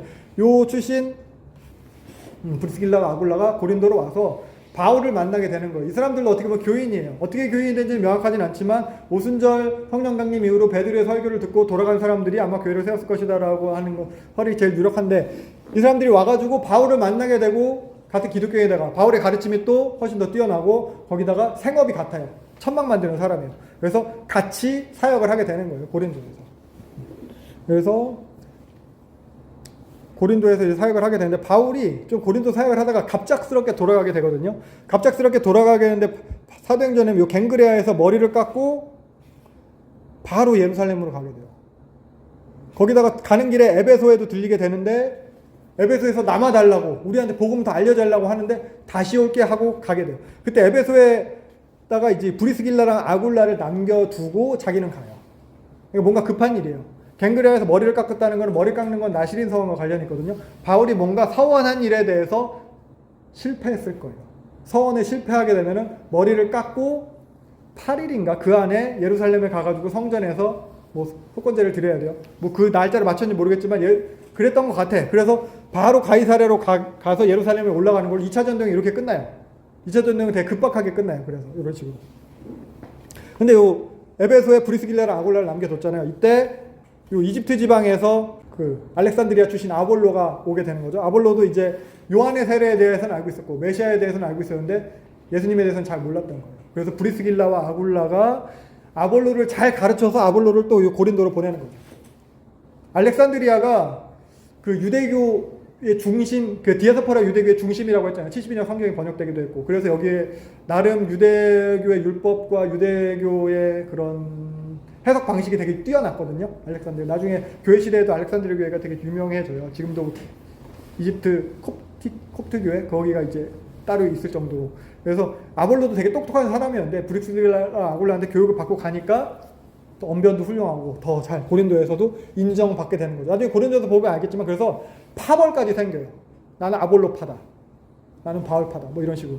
그 정도. 아무튼 그 아볼로가 이때 가게 됩니다. 그리고서 급하게 왔죠. 다시 안디옥으로 왔어요. 급하게 왔고 다시 에베소에 브리스길라 아굴라 남겨놨고 브리스길라 아굴라 남겨뒀지만 자기가 또 다시 가겠다고 에베소 사람들한테 약속했기 때문에 3차 전도여행은 곧바로 출발을 해요. 52년에 갔다 오자마자 특별한 사건 없이 3차 전도여행 곧바로 출발합니다. 그래서 결국 목적은 요 에베소예요. 어떻게 갔는지는 몰라요. 여기는 지도에 화살표 이런 식으로 나왔는데 아마도 자기가 세운 교회들을 갖다 찍고 가면서 확인하고 갔을 것이다 라고 했는데 이때 또 중요한 게 3차 전도여행 목적 중 하나는 연보예요. 연보. 예루살렘 교회 들려서 어떻게 보면 예루살렘 성전에서 자기 그 서원한 거 다시 뭐 제사 드리고 올라가면서 예루살렘 교회 형편을 살폈겠죠.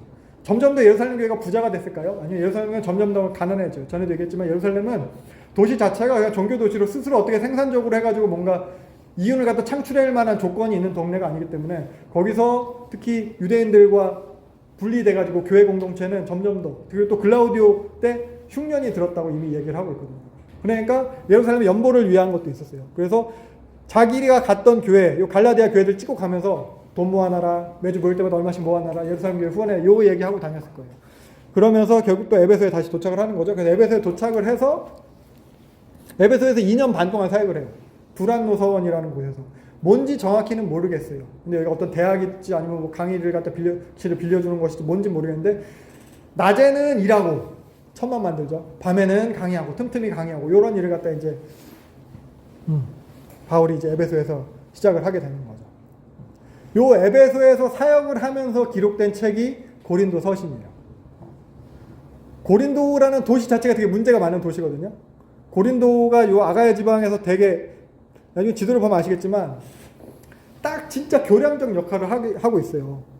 요 아가야 지방, 요 남쪽과 북쪽 여기를 갖다 딱 이어주는 요 딱 다리 같은 역할이거든요. 그러니까 교역이 발달하고요. 바다도 이쪽 바다랑 이쪽 바다 여기를 갖다 이제 연결해 주는 거예요. 그래서 이렇게 돌아가지 않아도 돼요. 여기 이제 길을 배 다리 같은 걸 놔가지고 배를 갖다 육지를 끌어올려서 끌고 가서 반대쪽 바다로 가게끔. 그러니까 상업이 되게 발달했고 그러다 보니까 돈이 많이 냈고 그러다 보니까 이제 많이 타락했어요. 고린도 소녀라는 뜻은 창녀라는 뜻이고요. 고린도인같이 행하다는 것은 방탕하게 살다는 뜻일 정도로 고린도가 그런 동네. 그러니까 문제가 되게 많아요. 헬라적 관습 그런 사상들로 인해서. 고린도에 또 아프로디테 신전이 있었거든요. 아프로디테라는 여신 자체가 미의 여신이잖아요. 숭배하는 방식 자체가 또 되게 음란했고. 그래서 음란함, 우상 숭배, 질서 없는 예배 이런 것들. 그래서 에베소의 바울한테 이런 안 좋은 소식들이 들리고 그래서 바울은 고린도에 계속해서 편지를 보냅니다. 우리한테 전해지는 고린도 전서부터 2개지만 그 외에도 최소한 2개 이상의 편지가 더 있었을 거라고 얘기를 하고 있어요. 그러니까 결국 고린도 전서 4개 보면 니네 행실 똑바로 해라 이거예요. 똑바로 살아라. 그거예요. 고린도서 이거 보면 이런 거죠. 니네가 성령의 전이다. 성령의 전인데 그렇게 함부로 살면 안 되지 않냐? 예수 그리스도의 피값으로 사신 건데, 근데 니네 몸으로 하나님의 영광 돌려라. 함부로 몸 불리지 마라. 이런 얘기 하는 거예요. 그렇게 편지를 보냈지만 잘 안 고쳐졌어요. 그래서 바울이 고린도에 왔다 갔다 하기도 하고 편지도 몇 번 보내고 하는데 결국 그러다가 그래도 어느 정도 잘 해결이 돼요. 그래서 기록한 게 이제 고린도 후서예요. 그래서 고린도 후서 때는 그래서 어느 정도 문제가 해결이 됐으니까 그 얘기를 해요. 연보. 예루살렘 교회 연보해야 된다. 그리고 바울 자신의 이제 사도권에 대해서 나 그래도 얘네들 위해서 열심히 하고 나 진짜 사도 맞다. 그래서 고린도 후서는 약간 이제 개인적인 성격이 많이 들어가 있는 편지입니다. 고린도 후서도 요 시기에 기록을 하게 되는 거예요. 그래서 고린도전서, 고린도 후서를 기록을 했고, 그래서 고린도 후서 기록하고 고린도 전서는 요 에베소에서 기록을 했는데, 고린도 후서는 에베소에서 어떻게 보면 도망가는 사건이 생기거든요. 에베소가 아르테미스 신전, 세대 7대 불가사의 중에 하나죠. 그 아르테미스 신전이 있는 거예요. 아르테미스 신전 때문에 먹고 사는 동네가 에베소인 거예요. 요 아시아의 동네에 있는 사람들이 다 에베소에 와서, 예루살렘에 와서 하나님 예배하듯이 에베소에 와서 아르테미스 신전에 이제 뭐 헌금도 하고 거기서 이제 뭐 신상도 사갖고, 그러니까 에베소에서 아르테미스 신상 만드는, 우상 만드는 은장색들이, 조합이, 길드가 이제 들고 일하는 거예요. 바울 때문에 우리 장사 안 된다. 이러다 망하겠다. 에베소의 아르테미스인데. 그래가지고 폭동이 일어나가지고 결국 바울이 거기서 이제 제자들이 위험하니까 가라고 해서 떠나가게 돼요. 그래서 떠나가다가 요 마케도니아 지방에서 고린도 후서를 갖다 써서 보내게 되는 거거든요. 그래서 고린도 후서 써서 보낼 때는 이제 문제가 어느 정도 해소가 된 거예요. 그 전에 이제 디도를 갖다 보냈는데 디도한테 들려온 소식이 그래도 이 사람들이 회개했다. 잘 됐다. 그래서 바울이 고린도 후서 써서 보낸 거고. 그리고 나서 바울이 곧바로 고린도로 가진 않았을 거예요. 요 마케도니아, 특히 옆쪽에 보면은 이제 여기 지도상으로 보면 서쪽이죠. 마케도니아 서쪽, 이쪽 지역에 가서 아마 사역을 한 것으로 보이고, 그 다음에 편지를 보내놨으니까 헌금 모아놔라 하고 나서 그 다음에 이제 고린도에 도착해서 그 헌금을 거두어서 예루살렘으로 가게 되는 거거든요. 이때 또 로마에서 있었던 사건 중에 하나가, 클라우디우스가 죽어요. 54년에. 49년에 로마에서 유대인들 다 쫓아냈잖아요. 54년에 죽으니까 황제가 말했던 명령이 다 해소가 되는 거예요. 유대인들이 다시 로마로 돌아갈 수 있게 돼요. 브리스길라 아굴라도 로마로 돌아가게 되는 거죠. 그러면은 로마에 교회가 있었어요. 제일 처음에 교회는 유대인들이 세웠죠. 근데 유대인들이 쫓겨났어요. 남겨있는 이방인들이 교회를 갖다 잘 하고 있었어요. 49년부터 54년까지 5년 동안 유대인들 없이 우리끼리 교회를 잘 하고 있었는데 유대인들이 돌아왔어요. 마찰이 생기는 거예요. 요것과 관련해서 그래서 바울도 이제 이 소식을 듣고 로마서를 기록을 하게 됩니다. 로마서의 내용은 유대인들도 스스로 구원 못 받고, 헬라인들도 어차피 죄인이고, 스스로 의롭다 하는 사람들도 죄인이고, 그래서 결국 예수님이 필요한 거다. 이게 로마서거든요. 그래서 그 분쟁하는, 율법 지켜야 된다고 하고, 율법 없이도, 니네 없이도 우리 잘 지냈다고 하는 유대인들과 그 헬라인 로마 교회 안에 그들에게 해결책을 제시하는데, 해결책 제시하는 방식이 복음이에요. 복음을 통해서. 그래서 로마서는 그 복음의 필요성에 대해서 강조하는 책이고, 나중에 로마서 마지막 부분에 그래서 문안인사 하는 부분도 보면은 가정교회들 다 약간 다 작은 교회들 목록들이 쭉 나오는데 보면은 우리는 모르겠지만 이름들 자체가 이방인들 모여있고 유대인들 모여있고 그래요. 따로따로 모였던 것 같아요. 그래서 이렇게 로마서를 써서 보내게 되는 거고, 그리고 더불어서 로마에 있는 교인들과 친분을 쌓아서 바울은 나중에 스페인까지 가야겠다라는 계획을 세웠거든요. 고린도에 있으면서 그런 마음을 먹게 돼요. 그래서 바울이 이제 로마 사람들한테 자기가 이제 스페인으로 갈 때 교두보 역할을 해줘, 자기한테 지원을 해줘, 그리고 친분을 쌓게 하기 위한 목적으로도, 이렇게 선교사에 그렇게 동참하게 한 목적으로 이 로마서를 썼습니다. 그래서 고린도에서 로마서 썼죠. 이제 헌금 다 걷었어요. 그래서 이제 예루살렘으로 가게 되는데, 결국 유대인들이 막 죽이려고 해요. 여기서 배 타고 바로 못 가요. 배에서 죽이려고 이제 했거든요. 그래서 육로로 여기 네아폴리까지 가서 배 타고 와서 드로아에서 설교하다 유두고 떨어져서 죽은 사건이 여기에요. 드로아에서 밤새 그 설교하다 떨어져. 여기서 그 사건이 있고 유도 다시 살리고 다시 밀레도까지 왔는데 여기서 이제 에베소 장로들을 초청을 해요. 나 예루살렘 가면 다시 내 못 볼지도 모른다. 이제 바울도 알아요. 자기가 이제 예루살렘에 가면 이제 핍박받을 것 같아요. 그래서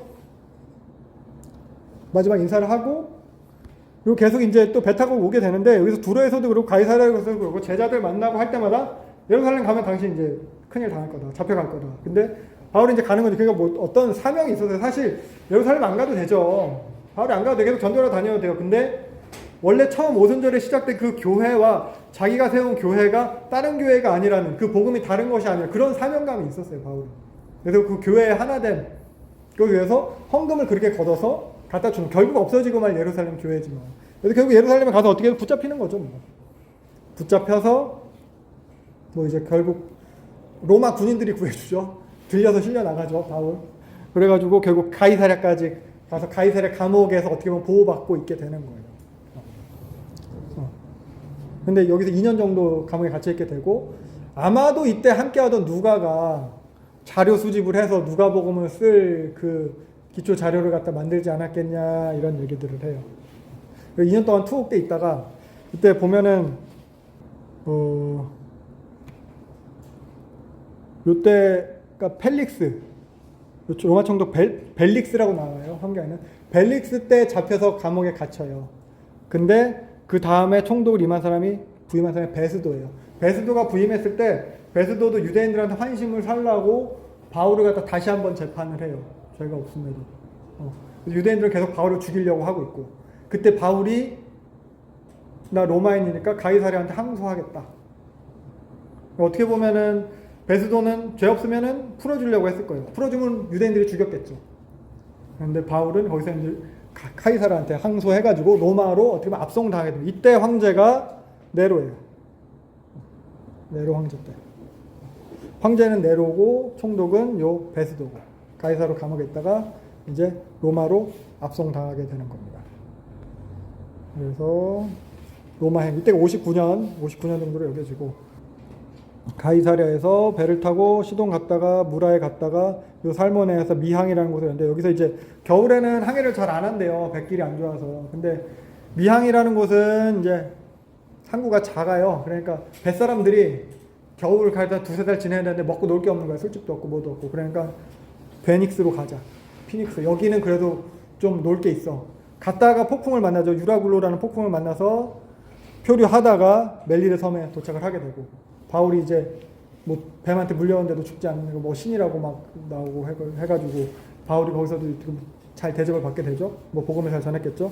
그리고 나서 이제 날씨가 좀 좋아져가지고 수라쿠사에서 레기온으로 해서 보디올로 해서 로마까지 가게 되는 거예요. 이때 이제 아피오 광장까지 로마에 있는 교인들이 이제 마중을 나오게 되고 그런 일도 있게 되는 거죠. 그래서 로마 압송이 되는 게 59년 정도로 여겨지고 로마에서는 죄인으로 판명된 건 아니기 때문에 가택연금 상태였다고요. 비교적 자유로운. 네로한테 이제 황제한테 상소했을 그 재판을 받기 전까지. 그래서 로마에서 갇혀 있는 동안에 이제 옥중서신이 기록되는 거거든요. 에베소서, 빌립보서, 골로새서, 빌레몬서. 그래서 제일 처음에 기록된 것은 아마 빌립보서였을 것이다라고 생각을 해요. 빌립보가 여기 있죠. 마케도니아 첫 성 빌립보. 그러니까 빌립보에서 자주장사 루디아 만났잖아요. 여기는 여성 성도들이 되게 열심히 내던 곳이었고 그래서 빌립보에서 보면은 요디아와 순두개 나중에 이름도 나와요. 사이좋게 잘 지내라고. 그러니까 어떻게 보면 경쟁적으로 바울을 도우려고 했던 것 같아요. 쟤네가 저만큼 도왔어? 우리 이만큼 돕자. 이러면서. 그래서 바울이 감옥에 갇혔다는 소식을 듣고 빌립보에서 이제 에바브로디도를 통해서 헌금을 보내는 거거든요. 근데 이때 약간의 오해 같은 게 생기는 게 빌립보 사람들은 바울이 금방 풀려날 줄 알았나 봐요. 왜냐면 빌립보에서 어떻게 했어요? 옥문이 열렸잖아요. 하루 만에. 그리고 바울이 막 아픈 사람 다 고치고 막 기적 일으키고 하니까 바울이 죄가 없으니까 금방 풀려날 거다. 하나님의 도와주니까 괜찮을 거다. 특히 이때 에바브로디도를 보냈는데 에바브로디도가 죽을 병에 걸려요. 바울한테 도착해가지고. 그러니까 사람들이 처음에는 야 우리랑 있었으면 죽었겠지만 바울이 고쳐줄 거야.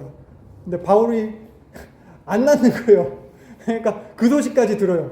이 빌립보 사람들이. 바울이 감옥에 계속 갇혀있단다. 에바브로디도 아픈 게 점점 심해져서 죽을 것 같단다.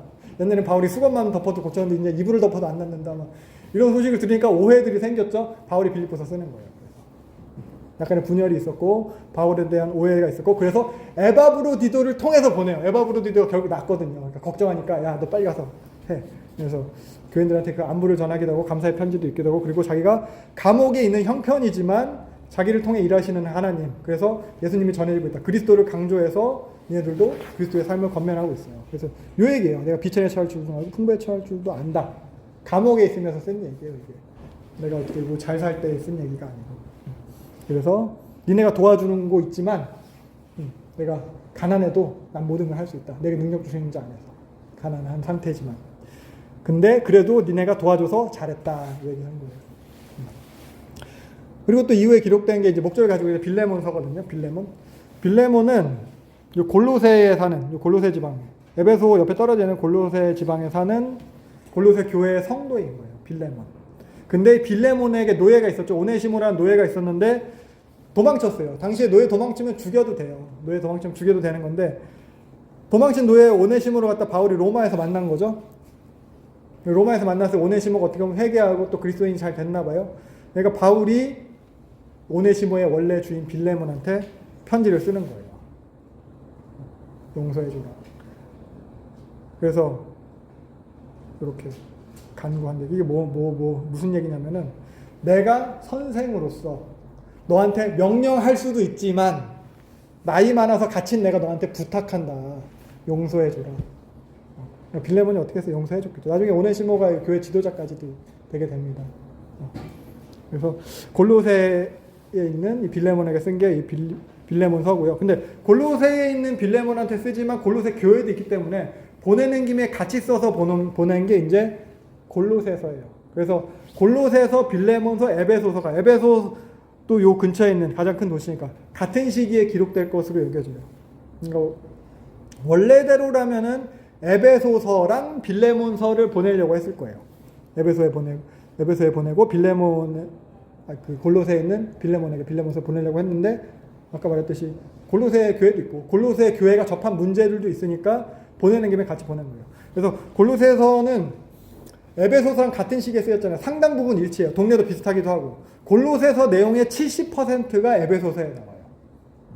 그러니까 골로새 교회의 문제 중에 하나는 뭐였냐면은 이쪽 동양 아시아 지방이잖아요. 그러니까 헬레니즘 문화권이기도 했지만 동양의 신비주의랑 혼합된 그런 사상이 있어가지고 그게 이제 교회에도 영향을 미치는 거거든요. 그러니까 혼합주의 이단 같은, 그 초기 영지주의 같은. 그래서 어떤 신비주의, 영적인 어떤 체험, 어떤 경험, 어떤 지식 이런 것이 필요하다고 하는 거예요. 그러니까 유대인들이 예수는 믿지만 모세 율법을 지켜야 된다 이것처럼 예수는 믿지만 더 높은 차원을 위해서 어떤 충만으로 이데아로 그걸 접선하기 위한 어떤 신비한 그런 게 필요하다. 뭐 환각 상태에서 하는 그런 예언이라든가 이런 거. 그런데 거기에 골로새 교회에 예수님 바울이 편지 쓰는 거죠. 그거 필요 없다. 예수 그리스도면 충분하다. 그래서 전 우주적으로 부족함 없이 충만한 그리스도를 갖다 강조를 해요. 그런 완전한 그리스도가 교회의 머리 되신다. 그러니까 네가 다른 거 찾지 마라. 그래서 충만이라는 말 자체가 바울이 여기서 계속 충만이라는 말을 많이 써요. 충만이라는 말 자체가 동양의 그런 신비주의자들이 자신이 어떤 추구하는 경지를 표현하는 데 쓴 말이에요. 너희들이 충만함에 이르기 위해서 이거 해야 되는데 바울이 그렇지 않다. 예수 그리스도만으로 충만하다. 속지 마라. 그리스도 안에서 신성의 모든 충만이 육체로 있다. 어떤 영적인 그런 게 아니고 육체로 거하신다. 그 충만이.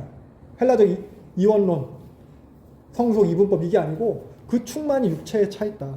근데 그분이 교회의 머리다. 그래서 너희도 이미 충만해졌다. 다른 거 찾지 마라. 이 골로새서의 메시지가. 그리고 나서 같이 보는 게 에베소서라고 했죠. 에베소서는 골로새서랑 50% 일치해요. 에베소서가 더 길기 때문에 그래요. 같은 내용이 많아요. 골로새는 70, 에베소는 50. 그래서 여기도 마찬가지로 몸된 교회, 그리스도의 몸된 교회. 근데 골로새서는 저번에 머리된 그리스도를 강조했다면 에베소서는 배, 몸된 교회를 갖다 이제 강조를 하는 거거든요. 그래서 어떻게 보면 그래도 바울 서신 중에서 늦은 시기에 기록된 거기도 했고, 이게 에베소서는 회람 서신이에요. 골로새 교회의 문제, 혹은 빌레몬에게, 혹은 고린도 교회 문제에 쓰였다면 에베소서는 에베소 교회의 문제가 아니라 이 동네 교회들 다 돌려봐라. 베껴서서 보고 같이 나눠보고 해라. 그렇기 때문에 특정 교회의 문제라기보다는 바울의 신학이 잘 정리가 돼 있어요. 마지막 그 시점에서 기록된 서신이라 더 그런 것 같기도 해요. 개인적인 면이 없어요. 에베소서는. 그래서 몸된 교회에 대해서 강조하고 있습니다. 아무튼 갇혀있는 덕에 복음도 전하고 이렇게 좋은 책들도 성경도 서신도 물론 서신 문화가 잘 발달되어 있고 저는 중간생에 얘기했지만 우편 제도와 로마 가도와 그런 것들이 다 허락이 됐기 때문에 쓰여진 거고 그래서 이거 에베소서가 기록이 됐고 결국 무죄로 풀려나게 돼요. 뭐 죄가 없죠 바울은. 여기서 풀려났으니까 유대인들한테 죽을 일도 없고. 그래서 로마 감옥 이후에 성경에 기록되지 않은 4차 전도 여행을 이때 했다라고 보여져요. 요 마케도니아 지방 그리고 여기 니고볼리 지방, 니코폴리 지방에서 사역을 했던 것 같아요. 요 시기에 디모데 전서랑 디도서를 기록하게 됩니다. 이때 디모데가 요 에베소에서 사역하고 있었거든요. 바울은 갇혀있지만 에베소에서 어떻게 보면 디모데는 목사하고 있는 거예요. 나이가 어린데 목사예요. 근데 스트레스 많이 받았겠죠. 그리고 성격도 유약하고 그러다 보니까 몸도 스트레스 받으면 어디가 아파요? 위가 아파요. 위장병도 생기고 그랬어요. 그래서 디모데전서 이때 기록하는데 디모데전서에 보면 나중에 뭐 포도주를 조금씩 마셔라 이런 얘기도 하는데 결국 디모데를 격려하고 위로하고 힘내라고 굳건하라고 쓴 게 디모데전서입니다. 디모데가 고생 많이 했던 것 같아요. 디모데전서를 썼고 그리고 나서 디도서를 씁니다. 디도는 이때 어디로 보냈냐? 크레타 섬으로 보냈나 봐요. 크레타, 그레데인. 그러니까 섬 사람이잖아요. 디도는 그래도 디모데보다는 이제 좀 터프한 사람이었어요. 그래서 섬으로 보낸지도 모르겠는데 그래도 힘들었나 봐요. 섬이라서 오히려 더 거칠고 과격하고 부족 중심적이고 이러다 보니까 전도도 잘 안 되고 그랬나 봐요. 그래서 이 디도의 목회를 격려하기 위해 쓴 책이 요 디도서입니다. 그때 요 마게도니아에서 사역을 하다가 요 니고볼리로 가는 중에 디도서를 쓴 것 같아요. 그래서 요 디도서의 기록을 보면은 네가 급히 니고볼리로 내게 와라. 거기서 겨울을 지내기로 작정했다. 이런 얘기를 하고 있어요. 바울이 자기가 니코폴리로 가는 길에 디도서를 써가지고 디도서를 갖다 이렇게 선한 일에 힘써라 이렇게 격려하기도 하지만 너 이거 편지 받으면은 나중에 두기고 아데마나 두기고 너한테 보낼 테니까 그때는 니코폴리로 쓰러 와라. 같이 사역하자 뭐 이랬나 봐요. 그래서 바울은 이제 디도랑 만났겠죠. 그래서 니고볼리에서 사역을 하다가 이쪽 일루리곤까지 달마디아까지 가서 사역을 했다고 해요. 그래서 이 달마디아 사역하다가 로마에 이제 붙잡혀서 압송당하게 된 것 같아요. 네로 치하예요. 이때가 이제 네로 박해 시기거든요. 64년 네로 박해입니다. 64년 로마에 대화재가 일어났다고 하잖아요. 로마 화재. 네로가 처음에는 그래도 뭐 좀 약간 이상한 사람이긴 해도 잘 다스렸어요. 똑똑하기도 했고 시인이기도 했고 가수여서 공연을 하기도 했고 또 건축가이기도 했고 물론 그 건축가 기질 때문에 로마 화재 난 게 네로가 낸 거다라고 네로가 진짜 냈는지 안 냈는지 모르겠지만 성난 시민들이 그렇게 생각을 하게 되는 거거든요. 그러니까 네로는 로마 도시를 갖다 새로 계획해가지고 만들고 싶어 했어요. 로마가 오래됐으니까. 찌글찌글하니까 구획을 갖다 제대로 나눠서 신식 도시 만들고 싶어 했는데 반대가 많았겠죠. 근데 불이 났어요. 3분의 2 이상이 타버렸어요. 다시 만들어야 되긴 해요. 어쩔 수 없이. 근데 성난 시민들은 이거 네로가 그런 거다. 네로가 그걸 갖다 이제 정치적으로 이제 희생양을 기독교인들에게 삼게 되는 거죠. 그러니까 성난 시민들을 달래기 위해서 기독교인들이 불낸 거다. 그러니까 기독교인들 결국 이때 다 잡아서 이제 사자굴에 던져지고 검투사들이랑 싸우게 되고 되게 옷 벗겨서 수치를 당하고 뭐 십자가에 못 박고 그냥 그거 뭐예요? 초 뭐라고 하죠? 촌농을 뭐라고 해요? 그거 갖다 칠해가지고 그냥 세워놨다가 저녁에 불태우고 막 이런 식으로 핍박을 갖다 많이 당하게 되는 거죠. 뭐 관련된 자료들도 많이 있으니까 보실 수 있을 거고 요 시기를 전후해서 기록된 책이 베드로 전서랑 후서예요. 베드로 서신이 이때 기록이 됩니다. 그래서 베드로 전서는 핍박이 본격화되기 전에 이제 기록된 책이에요. 아직 뭐 제국적인 핍박이라기보다는 이제 지역 공동체가 핍박을 당해서 이제 막 흩어지기 시작하는 시기. 그래서 핍박당하는 교회를 위해서 기록된 책이 이거거든요. 그러니까 예수를 믿는다고 차별받고 불이익당하는 성도들한테 이 사람들한테 성도의 정체성에 대해서 이야기를 하고 있는 거예요. 그래서 이런 연단하려고 하는 걸 이상하게 여기지 마라. 이걸로 즐거워하고 기뻐해라. 잘못해서 혼나는 거는 고난을 받는 거 이런 건 잘못된 건데 근데 그리스도인을 고난받으면 부끄러워하지 마 영광 돌려라 이런 얘기 하는 거예요. 그러면서 한 게 너희는 택한 족속이고 왕같은 제사장이고 거룩한 나라다 라고 그 정체성을 여기서 얘기를 해주는 거예요. 그래서 그리스도의 고난을 본받아서 선을 행해라 라고 하는 거고 베드로 후서는 네로의 기독교 박해가 이제 본격화되었을 때 시작이 되는 거예요. 진짜 이제 아무런 잘못 없이 이제 고난을 받는 거예요. 그리고 가능성이 보이지 않아요. 소망이 보이지 않는 상태예요. 고통뿐인 그런 삶이에요. 그런 삶에 대해서 어떻게 보면 이제 신학적인 의미를 갖다 부여해 주는 거죠. 그리고 더불어서 이제 이때 이제 이단이 막 나타나기 시작을 해요. 물론 위기가 오니까 그걸 갖다 돌파하기 위해서 다른 것들이 생기는지 모르겠지만, 그래서 이단을 경계하는 내용이 베드로 후서에 기록이 되었습니다. 그래서 예수 그리스도를 알므로 주의 날을 예비해라, 이런 내용이 이제 베드로 후서에 나와요. 그때까지 이제 자라가라. 그래서 우리는 그 약속대로 새하늘과 새 땅을 바라본다. 지금 여기서는 소망이 없으니까 핍박이 너무 그 재림 때 있을 그 새하늘과 새 땅에 대해서 얘기를 하고, 그래서 그 영원한 날까지 이제 그 은혜라는 지식에서 자라가라. 영광이 그에게서 이런 식으로 베드로 후서는 이런 내용이고요. 그리고 이때 베드로도 결국 로마에서 이제 잡혀서 죽게 되지만, 바울은 지금 로마에 잡혀 있는 상태잖아요. 그 전에 자기가 이제 상소해가지고 잡혔을 때는 가택연금 상태였어요. 자유로운 상태였다면, 이제 진짜 차디찬 지하 감옥에 gat혀서 죽을 날을 기다리는 거예요. 이때 이제 바울도 이제 기록하는 책이 디모데 후서죠. 그러니까 이제 진짜 마지막이에요. 바울도 그걸 느끼고 있는 거예요. 그러니까 지난번 디모데 전서 때랑은 모든 게 분위기가 달라요. 그러니까 바울이 유언과도 같은 편지가 이 디모데 후서입니다. 그래서 디모데를 뭐 결국 위로하면서 끝까지 격려하면서 권면하고 있는 거죠. 계속해서 이제 복음을 위해서 쓰라고, 경건하라고, 박해를 받는다. 디모데 후서가 이때 기록이 되고, 그리고 이때 또 기록된 게 이제 마가복음이에요. 마가복음. 그러니까 복음서 장르가 마가복음으로 딱 시작이 되는데, 로마에 있는 그리스도인들에게 쓰여진 책이거든요. 어떻게 보면 핍박의 중심에 있는 거예요. 도시 로마에 있는 사람들은 진짜 다 죽은 거고, 그 주변에 있는 사람들도 핍박이 심하게 했지만 피할 길이 있었어요. 근데 도시 로마에서 그냥 다 죽는 거예요. 그 성도들한테 쓴 책이에요. 그래서 마가는 그리스도의 고난과 십자가의 죽음 자체를 갖다 승리로 묘사하고 있는 거예요. 진짜 십자가에 달려 죽는 성도들이기 때문에 그들한테 이게 승리다. 그래서 종으로 오신 메시아에 대해서 얘기하고, 종으로 오신 메시아를 통해서 하나님 나라의 통치를 갖다 말하는 거예요. 최초의 복음서고요. 그래서 시작하는 게 보면은 1장 1절에 하나님의 아들 예수 그리스도의 복음의 시작이다, 이렇게 시작하고 있어요. 요 복음이라는 말 자체가 유앙겔리온이 언제 쓰인 거냐면 황제 등극 때 쓰인 말이에요. 네로의 시대의 시작이다, 글라우디오의 시대의 시작이다 할 때 그리스도의 시대의 시작이다, 이런 얘기예요. 그 기쁜 소식이다. 네로의 시대가 시작됐다, 기쁜 소식이다, 복음이다. 황제가 전쟁에서 승리를 하고 돌아왔다, 복음이다, 기쁜 소식이다. 이 의미거든요. 그걸 갖다가 핍박당해서 죽는 사람들한테 예수 그리스도의 복음의 시작, 하나님 나라가 시작됐다라고 얘기를 해주고 선언을 해주는 거예요. 근데 그 하나님 나라 어떤 나라예요? 고난받아서 죽는 나라인 거예요. 그게 영광이라고 이렇게 묘사를 하고 있습니다. 이게 마가복음이고요. 그리고 핍박받아서 이때 이제 베드로는 십자가에 거꾸로 못 박혀서 죽게 되고요. 바울은 로마 시민권자이기 때문에 십자가에 못 박을 수는 없어요.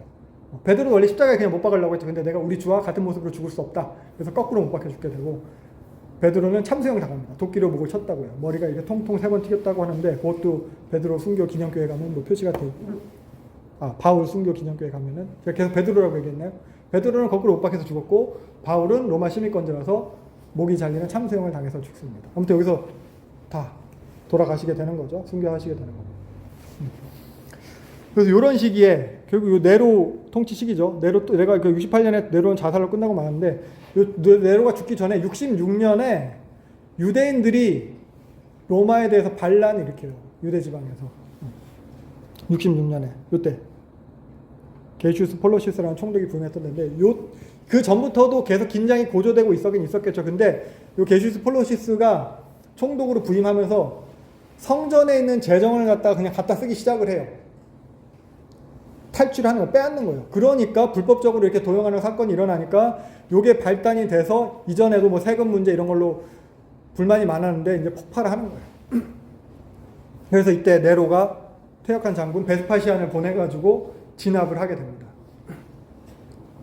그래서 계속 여론 안 좋죠. 로마는 화재의 여파로 인해서 계속 뭐 기독교인 박해하는 중이고, 여론 안 좋고, 유대인 반란이 일어나가지고 진압하고 있고, 이런 과정 가운데서 네로가 뭐 역사상의 증거로 나타나듯이 사망하게 되는 거예요. 자살로 마감을 하게 돼요. 그러니까 이때 네로 죽었어요. 국내 국외적으로 다 안 좋아요.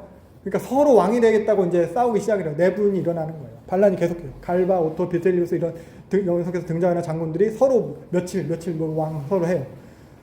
그런 상황 가운데 요 베스파시안이라는 장군이 예루살렘을 포위하고 있다가 로마에서 그런 일이 일어났다는 소식을 듣고 로마로 돌아가게 됩니다. 포위를 풀고. 근데 이때 역사가 요세푸스, 이 당시에 등장하는 게 요세푸스인데 역사가 유대 역사가 요세푸스인데 요세푸스는 처음에는 반란군이었어요. 로마에 대항해서 싸우던 반란군, 갈릴리 지방에서. 근데 베스파시안한테 항복을 하죠. 그러고서는 아예 로마 편으로 착 붙어요. 그러면서 베스파시아는 당신 황제가 될 거다 하고 예언을 해요. 그리고 또 이때 예루살렘에 포위돼 있을 때 빠져나가다 걸린 랍비가 있어요.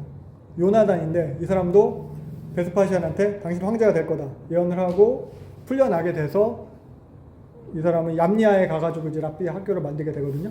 랍비 학교. 그런 예언도 있고. 그래서 베스파시안이 실제로 로마로 돌아가서 황제가 돼요. 그래서 네로 다음에 황제가 된 사람이 베스파시안이고, 그 다음에 자기 아들 티투스를 보내서 남은 예루살렘 정복을 하게 됩니다. 그래서 예루살렘이 완전히 다 무너지게 되죠. 성전도 벽 하나만 남고 다 무너지게 되고, 그리고 마지막 남은 열심당원들은 그 마사다 요새에서 항전하다가 다 자살로 끝나게 되고. 그래서 성전이 이제 완전히 없어진 거예요. 벽 하나만 남았어요. 성지 순례도 오지 말라고 했어요. 1년에 3번 와야 되는데 그것도 오지 못하게 했어요. 유대교의 정체성이 완전히 무너진 거예요. 뭐가 남았어요? 탈출한 랍비 요나단이 남았어요. 그 사람이 나중에 람니아에서 랍비 학교를 만들어서 거기가 유대교의 중심지가 되거든요. 근데 기독교인들은 어떻게 됐냐? 기독교인들은 이미 다 도망갔어요. 언제? 베스파시안이 포위 풀었을 때, 로마로 잠깐 돌아갔대. 그때 남아있던 예루살렘에 있던 열심히 우리가 이겼다. 하나님이 역시 성전이 성은 보호해 주셨다. 이렇게 승리에 막 차 있었겠지만, 기독교인들은 예수님이 예언해 주신 게 있었거든요. 이 성이 군인들로 가득 산 거 보이면은 그냥 산으로 도망가라. 그래서 포위 풀리자마자 기독교인들은 또 도망가요. 펠라 저쪽 갈릴리 동쪽에 있는 펠라로 도망을 가게 돼요. 그래서 기독교인들은 살아남게 되고 유대인들 남은 예수님은 싹 죽고 그렇게 되는 겁니다. 그래서 AD 70년에 결국 예루살렘은 멸망하게 되는 거고, 이때 에스네파도 싹 없어져요. 광야 때 에스네파 다 죽었고, 사두개파 성령 없어져서 다 없어지고, 뭐 헤롯 땅 당연히 없어졌고, 바리새파만 살아남아요. 바리새파만 남게 되는 거예요. 그래서 완전히 그전에도 회당 중심의 유대교였다면 이제 성전 자체가 없어져 버렸으니까 완전히 그냥 회당이 유대교가 되는 거예요. 회당의 주된 세력은 바리새인이고. 그러면서 기독교인들 중간에 도망갔다고 했잖아요. 유대인들은 기독교인을 갖다 배신자로 여기기 시작했어요. 그러면서 나사렛 이단이다라고 하면서 더 배척을 당하게 되고, 나중에는 회당에서 추방당하게 돼요. 유대교랑 이제 분리가 이제 시작되게 되는 거예요. 그러니까 유대인 기독교인들은 내가 기독교인이지만 회당 예배에 참석을 했어요. 야고보도 그렇고 베드로도 그렇고 뭐 요한도 그렇고 성전에 기도하러 올라가기도 했어요. 근데 성전도 없어졌어요. 그럼 이 사람들에게 내가 유대인으로서 기독교인이지만 내 정체성은 유대인 기독교인이기 때문에 회당에 되게 이제 큰 의미를 두고 있었는데 회당에서 쫓겨나기 시작한 거예요. 그래서 회당에서까지의 추방은 유대인들에게는 되게 심각한 일이었어요. 정체성을 뒤흔드는 일인 거예요. 이방인 그리스도인은 별로 크게 문제가 되지 않았는데 유대인들한테 되게 큰 문제예요. 그러니까 교회에 이 두 집단이 같이 있는 거예요. 회당에서 쫓겨나서 마음이 허한 유대인 기독교인들과 그게 뭔 상관이야 라고 하는 이방인 기독교인들과, 유대인 기독교인들은 우리 회당에서 쫓겨났는데, 이 당시에 신약 성경이 없었죠. 우리가 보는 성경, 구약 성경 다 유대교에서 온 건데, 회당에서 랍비들이 연구하던 구약 성경인데 우리 쫓겨났어. 우리가 하나님 나라가 맞나? 정체성의 혼란이 되게 생기기 시작한 거예요. 유대교의 종파 중에 하나, 그런 식으로 생각하던 그들이었을 텐데, 그래서 어떻게 보면 유대인들도 다 하나님 백성이 돼야 될 그들을 생각해서 완전히 쫓겨나서 분리가 일어나는 겁니다. 요때 기록된 게 마태복음이에요. 이렇게 유대인 그리스도인들을 갖다가 가르칠 필요가 있었어요. 그래서 마태복음은 되게 유대적인 책이라고 했잖아요. 그래서 시작도 아브라함과 다윗에서 예수 그리스도의 계보라. 그래서 정말 그 언약대로 오신, 유대인의 언약대로 오신 메시아가 예수님이 맞고, 예수님을 통해서 그 약속된 하나님 나라가 이루어졌는데 그 하나님 나라가 유대교가 아니라 교회로 온 거다. 이걸 갖다 이제 강조하는 게 마태복음이에요. 그래서 이방인과 섞여 사는 그 유대 그리스도인들에게 그 하나님 나라가 유대교에 있는 게 아니라 교회에 있다. 즉 이방인에게 있다. 그래서 마태복음 자체는 되게 유대적인 바탕으로 시작을 해요. 그래서 구약 성경의 성취로 다 많이 얘기를 해요. 구약 성경 인용을 해요. 구조 자체도 모세의 설교, 모세오경을 갖다가 이제 나타내는 예수님의 그런 산상수훈도 모세가 시내사에서 율법 받은 것과 비견되는 그런 식으로 구조 자체도 그렇게 쓰여져 있어요. 근데 지극히 유대적으로 쓰였지만 메시지 자체는 반유대적인 책이죠. 그러니까 유대인이 자신들의 민족적 특권을 여겼던 그 하나님 나라 백성이라는 정체성이 이제 교회에 있다. 이방인이 이어받았다. 그래서 이제 뭐예요? 회당이 아니라 교회가 하나님 나라다. 회당 밖이 이방인이 아니라 그러니까 교회 밖이 이방인이다. 여기까지 가는 거예요. 교회 공동체 밖이 이방인. 우리는 하나님 백성이야. 니네들이 이방인이야. 이게 되는 거예요. 그래서 그런 유대주의적인 것이 이방인에게로 이방인의 확장이 되어요. 이게 이제 마태복음입니다. 그리고 이때 기록된 책이 또 이제 히브리서예요. 히브리서가 이 시기에 기록이 돼요. 그러니까 유대교가 회당에서 유대인들을 내쫓았어요. 내쫓았을 뿐만 아니라 이제 유대인들을 핍박하기 시작을 해요. 괴롭히는 거예요. 때리고, 막 쫓아내고, 저주하고, 모함하고. 그러니까 로마에서 당하는 핍박도 힘든데 이제 유대교도 같은 동족인데도 핍박을 하는 거예요. 어떻게 해요? 유대교로 돌아가는 사람들이 생겨요. 기독교가 아니면은 네로로부터 핍박도 안 받아요. 유대교로 돌아가면 다시 회당으로도 들어갈 수 있어요. 유대인들로부터의 차별도 없어요. 이들에 대해 기록된 편지가 히브리서입니다. 히브리서는 사실 저자도 수신자도 특정할 수는 없는데 그 내용을 보면은 구약을 갖다 이용해서 예수님을 갖다 변증하고 있어요. 되게 신학적인 책이에요. 그래서 히브리서에는 유대교의 그런 어떠한 제도나 인물이나 유대교 어떤 율법 그 무엇보다도 뛰어난 게 그리스도다라고 얘기를 하고 있어요. 그러니까 유대교로 돌아가지 마라. 구약의 모든 것에 다 원형적인 성취가 예수님이다. 그래서 로마서가 복음의 필요성에 대해서 얘기를 했다면은 히브리서는 이 복음의 우월성에 대해서 얘기해요. 그래서 이때 히브리서가 쓰여지게 되는 거고요. 그리고 그럼 이제 예루살렘 완전히 멸망에서 없어졌어요. 성전 없어졌어요. 그리고 그 전에 그리스도인들은 다 예루살렘을 떠났다고 했어요. 그리고 회당에서도 완전히 쫓겨났잖아요. 그러니까 이제는 유대적인 게 없는 거예요. 교회 안에. 그냥 예루살렘에 살지도 않아요. 유대 지역에 살지도 않아요. 회당에서 쫓겨났어요. 헬라인들이랑 사는 교회. 진짜 그냥 헬라적인 교회가 된 거예요. 헬라 문화 속의 교회. 이방 속의 기독교가 된 거예요. 그냥 디아스포라 유대인이라고 했지만 그냥 다 디아스포라가 돼버린 거예요. 예루살렘이 없어요.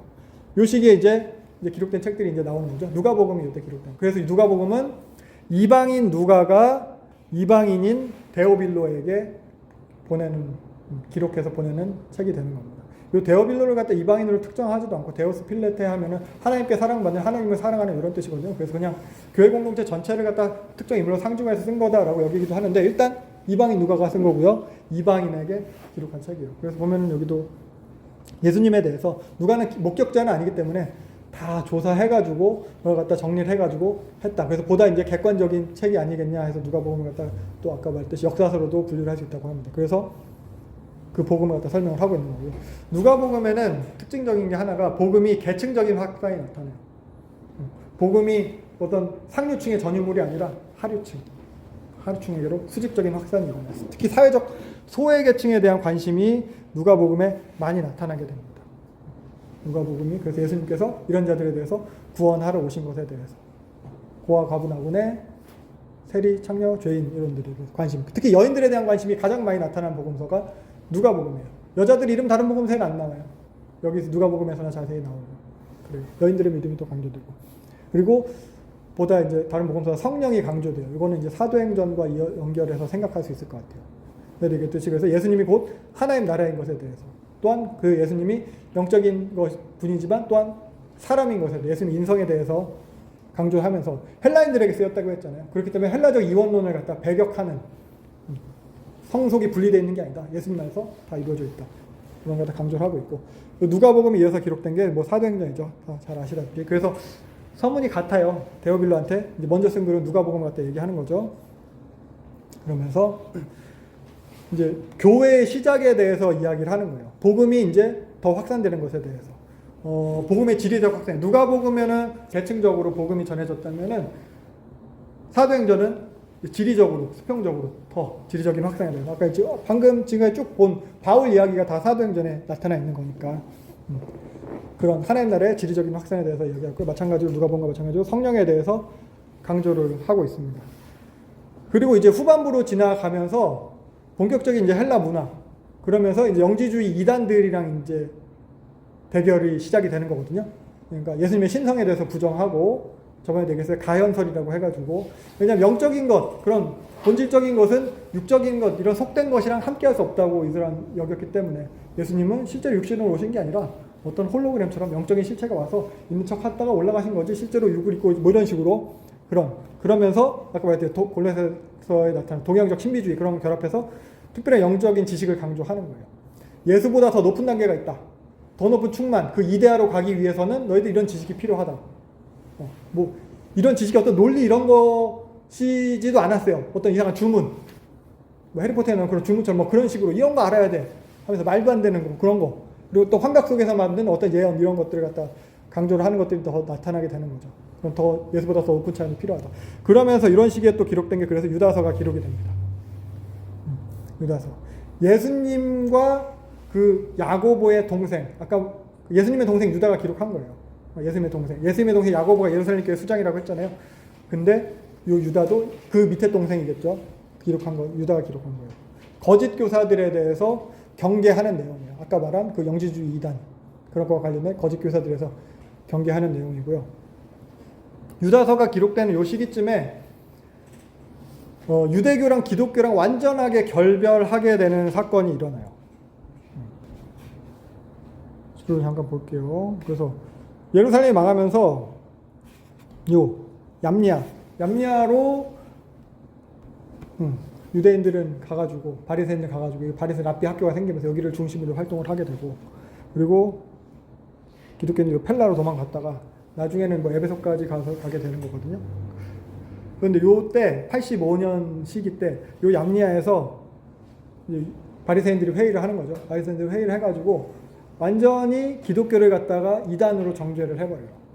상종을 하지 말아야 된다. 그래서 저주하는 기도문, 우리 주기도문 매일 예배 때마다 하듯이 회당에서 모일 때마다 나사렛 이단은 구원도 없고 저주받은 존재라는 기도문을 갖다가 매일 외우게 돼요. 그러니까 완전히 회당이랑 분리가 일어나게 되는 거예요. 더 이상 회당에 출입할 수 없어요. 예전에 회당 가면 욕먹고 들어앉아 있었다면 이제는 출입 자체가 안 되는 거예요. 요때가 이제 85년 정도가 되는 거고요. 이런 사건이 일어나고, 그러니까 예루살렘이 완전 사라진 상태고, 교회는 요 펠라로 도망을 갔다가 나중에는 요 에베소에까지 가게 되는 거거든요. 에베소.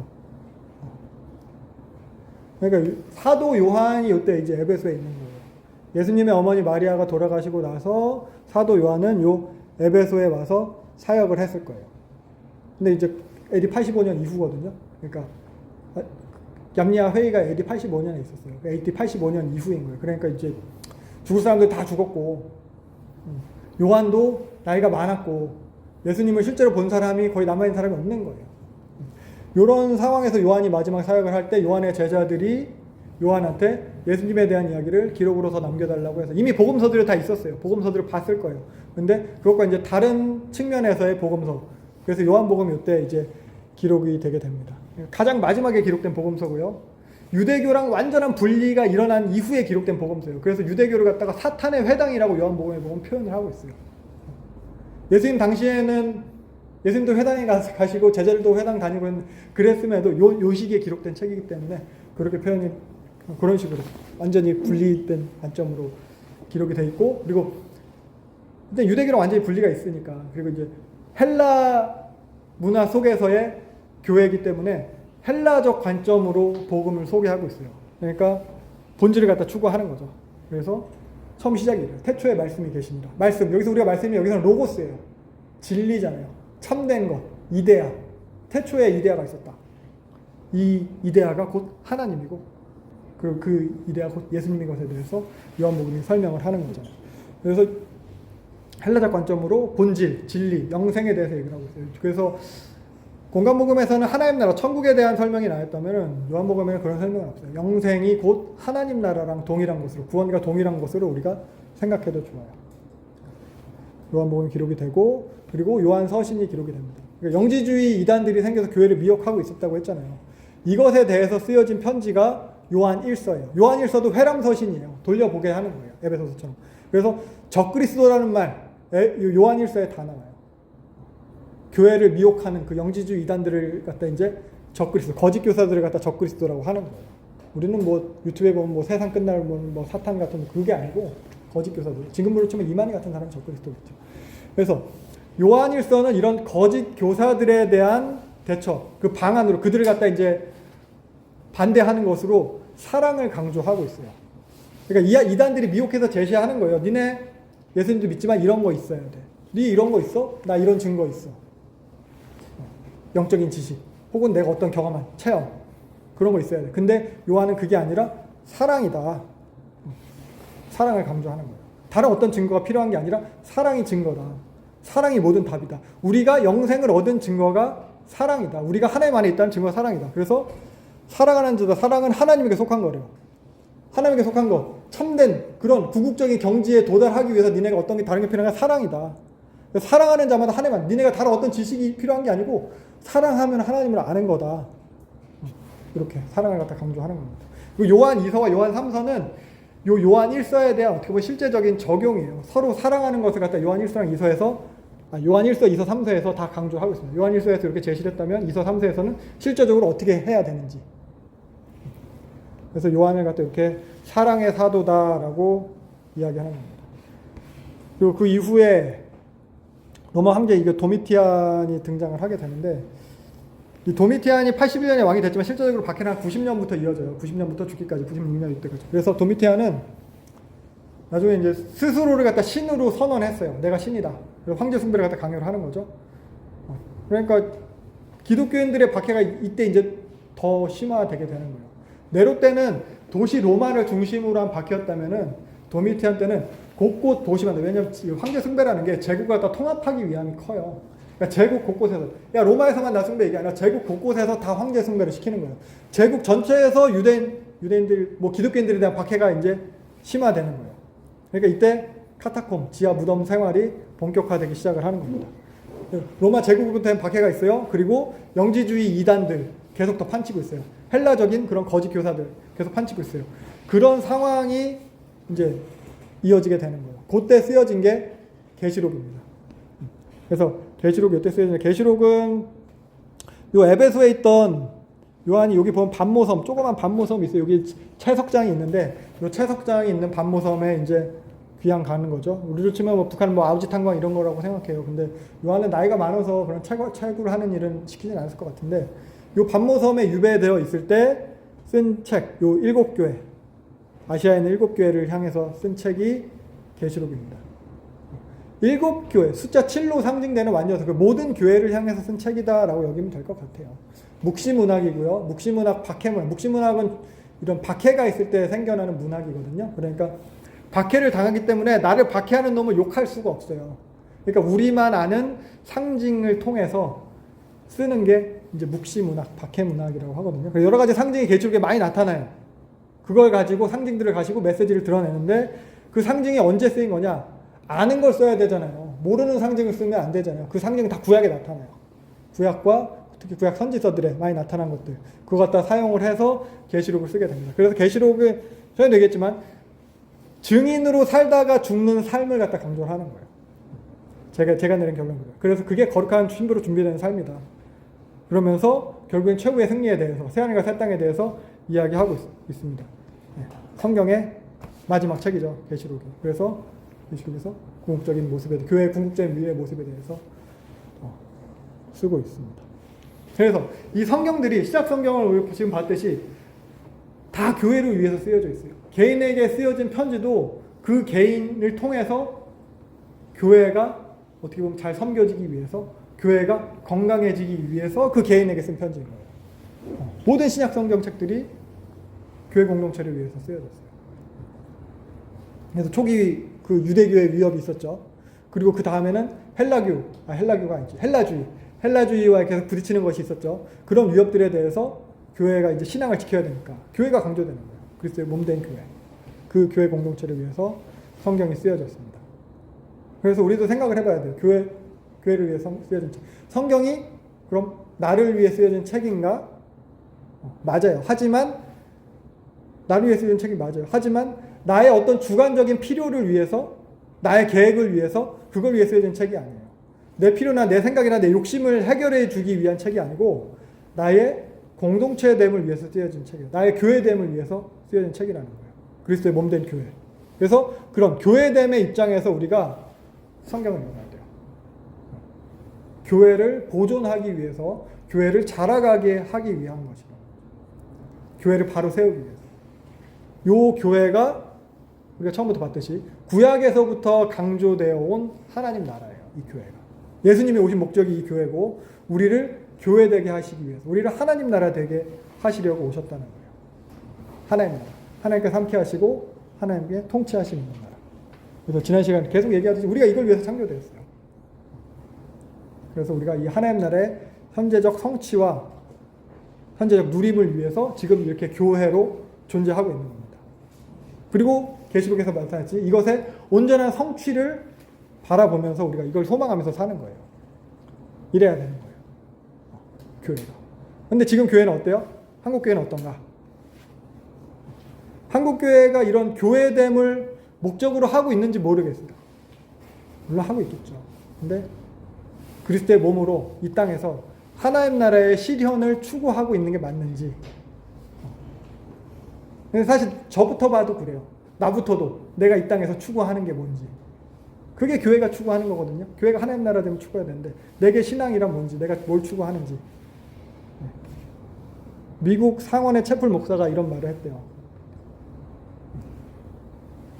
철학이 돼요. 그리스도로 운동해서. 어떤 철학, 논리, 어떤 새로운 이론, 어떤 설명되어 줄 수 있는 것, 이런 사상들 중에 하나로 여겨지기 시작했다는 거죠. 물론 그러는 가운데 뭐 신학이 발전하기도 해요. 그리고 로마로 가서는 제도가 되었대요. 제도. 규범이에요. 옳고 그름. 잘했냐 못했냐. 지켰냐 안 지켰냐. 이런 식의 제도화. 뭐 율법주의랑도 비슷할 수 있는데 근데 이 제도화는 결국 나중에는 기득권자들의 권력을 유지시켜주는 그런 방편으로 돼요. 그래서 오히려 시민들을 착취하게 되고 이렇게 옥죄게 되는 그런 걸로 변질돼요. 그리고 미국 또 뭐 유럽에 가서 문화가 됐대요. 문화를 개인의 기호죠. 내 취향에 따라서 선택할 수도 있고 안 할 수도 있고 옳고 그름도 없어요. 여기는 그냥 내가 좋고 내가 싫고 내가 할 수 있고 언제든지 바꾸고 대체될 수 있는 거 그런 게 돼버렸대요. 그러니까 이게 이제 그 자체로서 교회가 복음이 진리가 아니라 수단으로 전락을 한 거거든요. 그 자체로서가 목적이 돼야 되는데 하나님 나라를 추구하며 하나님과 함께하며 하나님의 임재가 목적이 돼야 되는데 그게 아니라 결국 돈을 추구하는 게 됐고 내 취향과 기호에 따라서 정하는 것이 됐고 또 권력과 기득권을 유지하는 그런 수단이 되어버렸고 실제적인 우리의 삶과는 그런 상관없는 그런 관념적인 것이 되어버렸어요. 그리고 김재환 감독은 이런 말을 했습니다. 한국으로 와서는 대기업이 됐다. 그래서 이제는 어떻게 됐냐? 그 기업체 유지에만 급급한 모습이 되어버린 거예요. 망할까봐, 문 닫을까봐 전전긍긍하고 있어요. 모습이 어떻든 간에 추구하는 게 망하지 않는 것. 사실 문을 닫더라도 망하더라도 교회로서 교회의 모습으로 문을 닫아야 되는데 안 망하려고 애를 쓰고 있는데 사실 안 망하려고 애를 쓰지만 중소교회들은 점점 더 없어지고 대기업만 살아남는 현실이 되고 있죠. 그래서 이렇게 오늘까지 성경을 이렇게 같이 살펴봤는데 모든 성경이 교회를 위해 쓰여진 거거든요. 그래서 우리가 교회잖아요. 교회된 우리가 성경을 바르게 보고 바르게 알아야 되겠습니다. 성경은 이런 모습에 대해서 교회라고 이야기하고 있지 않아요. 교회를 통해서 하나님 나라가 계시되어야 되는 거거든요. 성경을 올바로 보지 않아서 그런 것 같아요. 교회도 아니죠. 그래서 성도된 우리가 어떤 그런 대기업의 소비자로만 전락하는 게 아니고 그렇게 되지 않도록 받아먹는 소비자로 이 교회는 어떤 제품이 좋더라 이런 식으로 하지 않고 우리가 스스로 교회된 역할을 해야 됩니다. 하나님 나라 백성이 돼야 되는 거예요. 성경을 올바르게 보고 몸된 교회를 세워가는 우리가 돼야 돼요. 그러니까 성경을 봐야 돼요. 성경. 어저께 저희 아이들이랑 근육주화마을 갔다 왔거든요. 거기 보면은 이제 탕탕평평 해가지고 영조와 정조의 그런 정치 이념과 그런 정책하는 정치를 그렇게 이끌어가는 방식에 대해서 봤는데 문자를 통해서 그 정치를 많이 자기네 정치 이념에 대해서 잘 펼쳤어요. 그래서 이 문자라는 게 진짜 되게 대단한 것 같아요. 지금 우리가 성경도 이렇게 문자를 보지만 문자로 된 기록이 이렇게 과거랑 현재를 갖다 이어주거든요. 그러니까 성경 처음에 얘기할 때 성경이 계시이자 계시에 대한 기록이라고 했잖아요. 그러니까 하나님께서 계시하셨던 것, 그때 계시하셨던 그 계시에 대한 기록을 몇천 전에 그것을 지금 나와 연결해 주고 있는 거예요. 그래서 우리가 하는 묵상을 생각해 보면은 우리가 성경을 계시에 대한 기록, 성경 묵상을 하잖아요. 근데 그 말씀 묵상을 하는 데 있어서 보면은 우리는 빨리 적용점 찾으려고 하게 돼요. 그러니까 묵상의 목적은 사실 어떤 정보를 빨리 얻어내는 게 다가 아니에요. 뭐 지식적인 것뿐만 아니라 오늘은 내가 이렇게 살아야지. 오늘 적용점이 잘 드러나. 나한테 깨달은 말에서 적용점이 잘 나와 하면은 오늘 묵상 잘 된 것 같고, 적용이 도저히 안 찾아지고 하면은 괜히 오늘 찜찜하고. 근데 이제 그게 아니라는 거죠. 그래서 성경을 통해서 가장 중요한 것은 관계예요. 하나님과의 관계. 빨리 성경 보고 해치우고 다른 일 해야지. 나 뭐 하기도 바쁜데 묵상 빨리 해치우고, 이게 아니라는 거죠. 우리에게 주신 성경을 보세요. 되게 두껍잖아요. 언약의 내용이라고. 언약의 내용을 이렇게까지 길게 쓴 이유가 뭐겠어요? 사실 계약 문서라고 치면 명제 형식이나 어떤 명령 형식으로 해도 되거든요. 우리가 자주 접하는 계약서. 계약서에 어떤 스토리를 다 넣어요. 내가 이 집을 얻기 위해서 언제부터 어떻게 돈을 벌었고 무슨 환란이, 이런 거 아니잖아요. 보험 약관 같은 거 보세요. 다 명제 형식으로 뭐 되고 안 되고 되고 안 되고 이런 식이잖아요. 근데 그것과는 성경은 같은 언약, 계약 문서임에도 확연히 달라요. 관계예요. 내가 아이를 키우는 데 있어서 이 아이가 나한테 어떤 지침만 받아서 그 지침만 가지고 지 삶 살려고 한다면 이거는 해도 되고 이건 안 되고, 뭐 보험 약관 이건 보장이 되고 보장 안 되고 이런 거만 하려고 한다면 올바르지 않은 거잖아요. 만약에 부부 관계에 있어서도 서로 관계에 있어서 그냥 요거 했니 안 했니, 이게 맞니 틀리니 서로에 대해서 분석하고 너는 이러니까 난 이거 해야 돼, 이런 식의 관계로만 된다면 올바르잖아요. 그러니까 하나님은 그런 식의 정보가 아니라는 거죠. 어떤 지침이 아니라는 거예요. 지침대로 했니 안 했니, 지침을 가지고 성공했냐 실패했냐, 그 판별이 목적이 아니라는 거예요. 관계라는 거예요. 에덴 동산에서의 그 동행함, 할라크, 함께 거니는 것. 그러니까 묵상도 하나님과의 지속적인 대화예요. 우리가 성경을 보는 것도 마찬가지예요. 성경이 그래서 명제 형태의 지침서가 아닌 이유가 거기는 맥락이 있잖아요. 이야기예요. 스토리예요. 지속적으로 우리가 읽고 생각할 수 있어요. 그 역사학자가 얘기했어요. 그 에드워드 하렐인가 그 사람이 역사를 과거와 현재의 대화다, 이런 얘기했듯이 성경도 우리가 오늘까지 나눈 어떤 뭐 성경을 보는 방식들이 있어요. 원독자의 관점에서, 언약적 관점에서, 그런 배경 하에서 이런 성경을 보는 관점과 해석 방법들을 사용해서 그런 원청중 원독자의 입장을 생각하면서 언약적 관점으로 하나님의 의도를 갖다 계속해서 알아내 가는 거예요. 우리가 어떻게 보면 정반합의 과정일 수도 있어요. 성경을 통해서 내가 해석해서 결론을 도출하고 또 이런. 그래서 성경과 함께 성경을 통해서 하나님한테 묻고 계속해서 우리가 답을 알아가는 과정이 반복인 거예요. 성경과 나 사이에서 상호작용이 있어야 되는 거예요. 물론 거기에 성령의 조명하심이 필요합니다. 성령께서 깨닫게 해주셔야 돼요. 그래서 어떤 지침을 빨리 받아내는 게 목적이 아니에요. 막 공부해가지고 막 지식적으로 막 이게 아니고 지속적인 사귐이에요. 부부관계도 그렇잖아요. 지속적인 사귐이잖아요. 그래서 우리의 신앙의 삶이 우리의 평생이 걸리는 거예요. 오랜 사귐인 거예요. 빨리 다 알고 끝, 내 마음대로 살고가 아니라 평생이 걸리는 거예요. 그래서 우리가 이 지난한, 이 지루한, 어려운 우리의 삶을 계속해서 지금 여러분들이 제가 그렇게 살고 있는 거예요. 하나님께서 여전히 우리를 그렇게 살려두시는 거예요. 살게 하시는 거예요. 더 깊어지라고, 그 관계가. 그래서 계속되는 사귐이 있어야 돼요. 인격적인 사귐이 있어야 돼요. 그래서 이런 사귐이 근데 단순히 내 관념 속에서 정신 승리나 나 하나님이랑 동행해, 하나님과 손잡고 다녀, 뭐 이런 자기 만족으로 끝나지 않게 하기 위해서 그래서 말씀이 있는 거거든요. 내 감동이 기준이 아니라 진리가 기준이 되어야 된다는 거예요.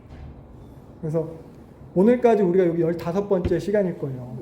뭐 주수로 치면 15주지만 중간에 쉬기도 해서 몇 달 동안 이렇게 말씀 보는 방법을 함께 나눴는데, 이런 방법들을 통해서 성경을 보고 성경이 전하고자 하는 메시지를 우리가 받고, 그러면서 그 메시지를 주신 하나님과 끊임없이 대화하는 거, 성경과 계속 이렇게 주거니 받거니 하는 거, 이게 필요한 것 같아요. 성경과 내 삶과의 대화.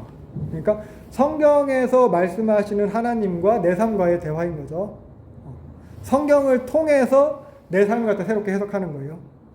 성경을 통해서 내 삶을 정의해가는 과정이에요. 그리고 그대로 살아보는 거예요. 살아내는 거예요. 이게 성도의 삶이에요. 세상의 목소리에 이러쿵저러쿵 판단되는 내 삶 말고 세상의 기준들이 있잖아요. 네가 행복하면 돼. 요새 이게 제일 크죠. 네가 행복하면 돼. 그러니까 뭐 결혼도 안 해도 돼.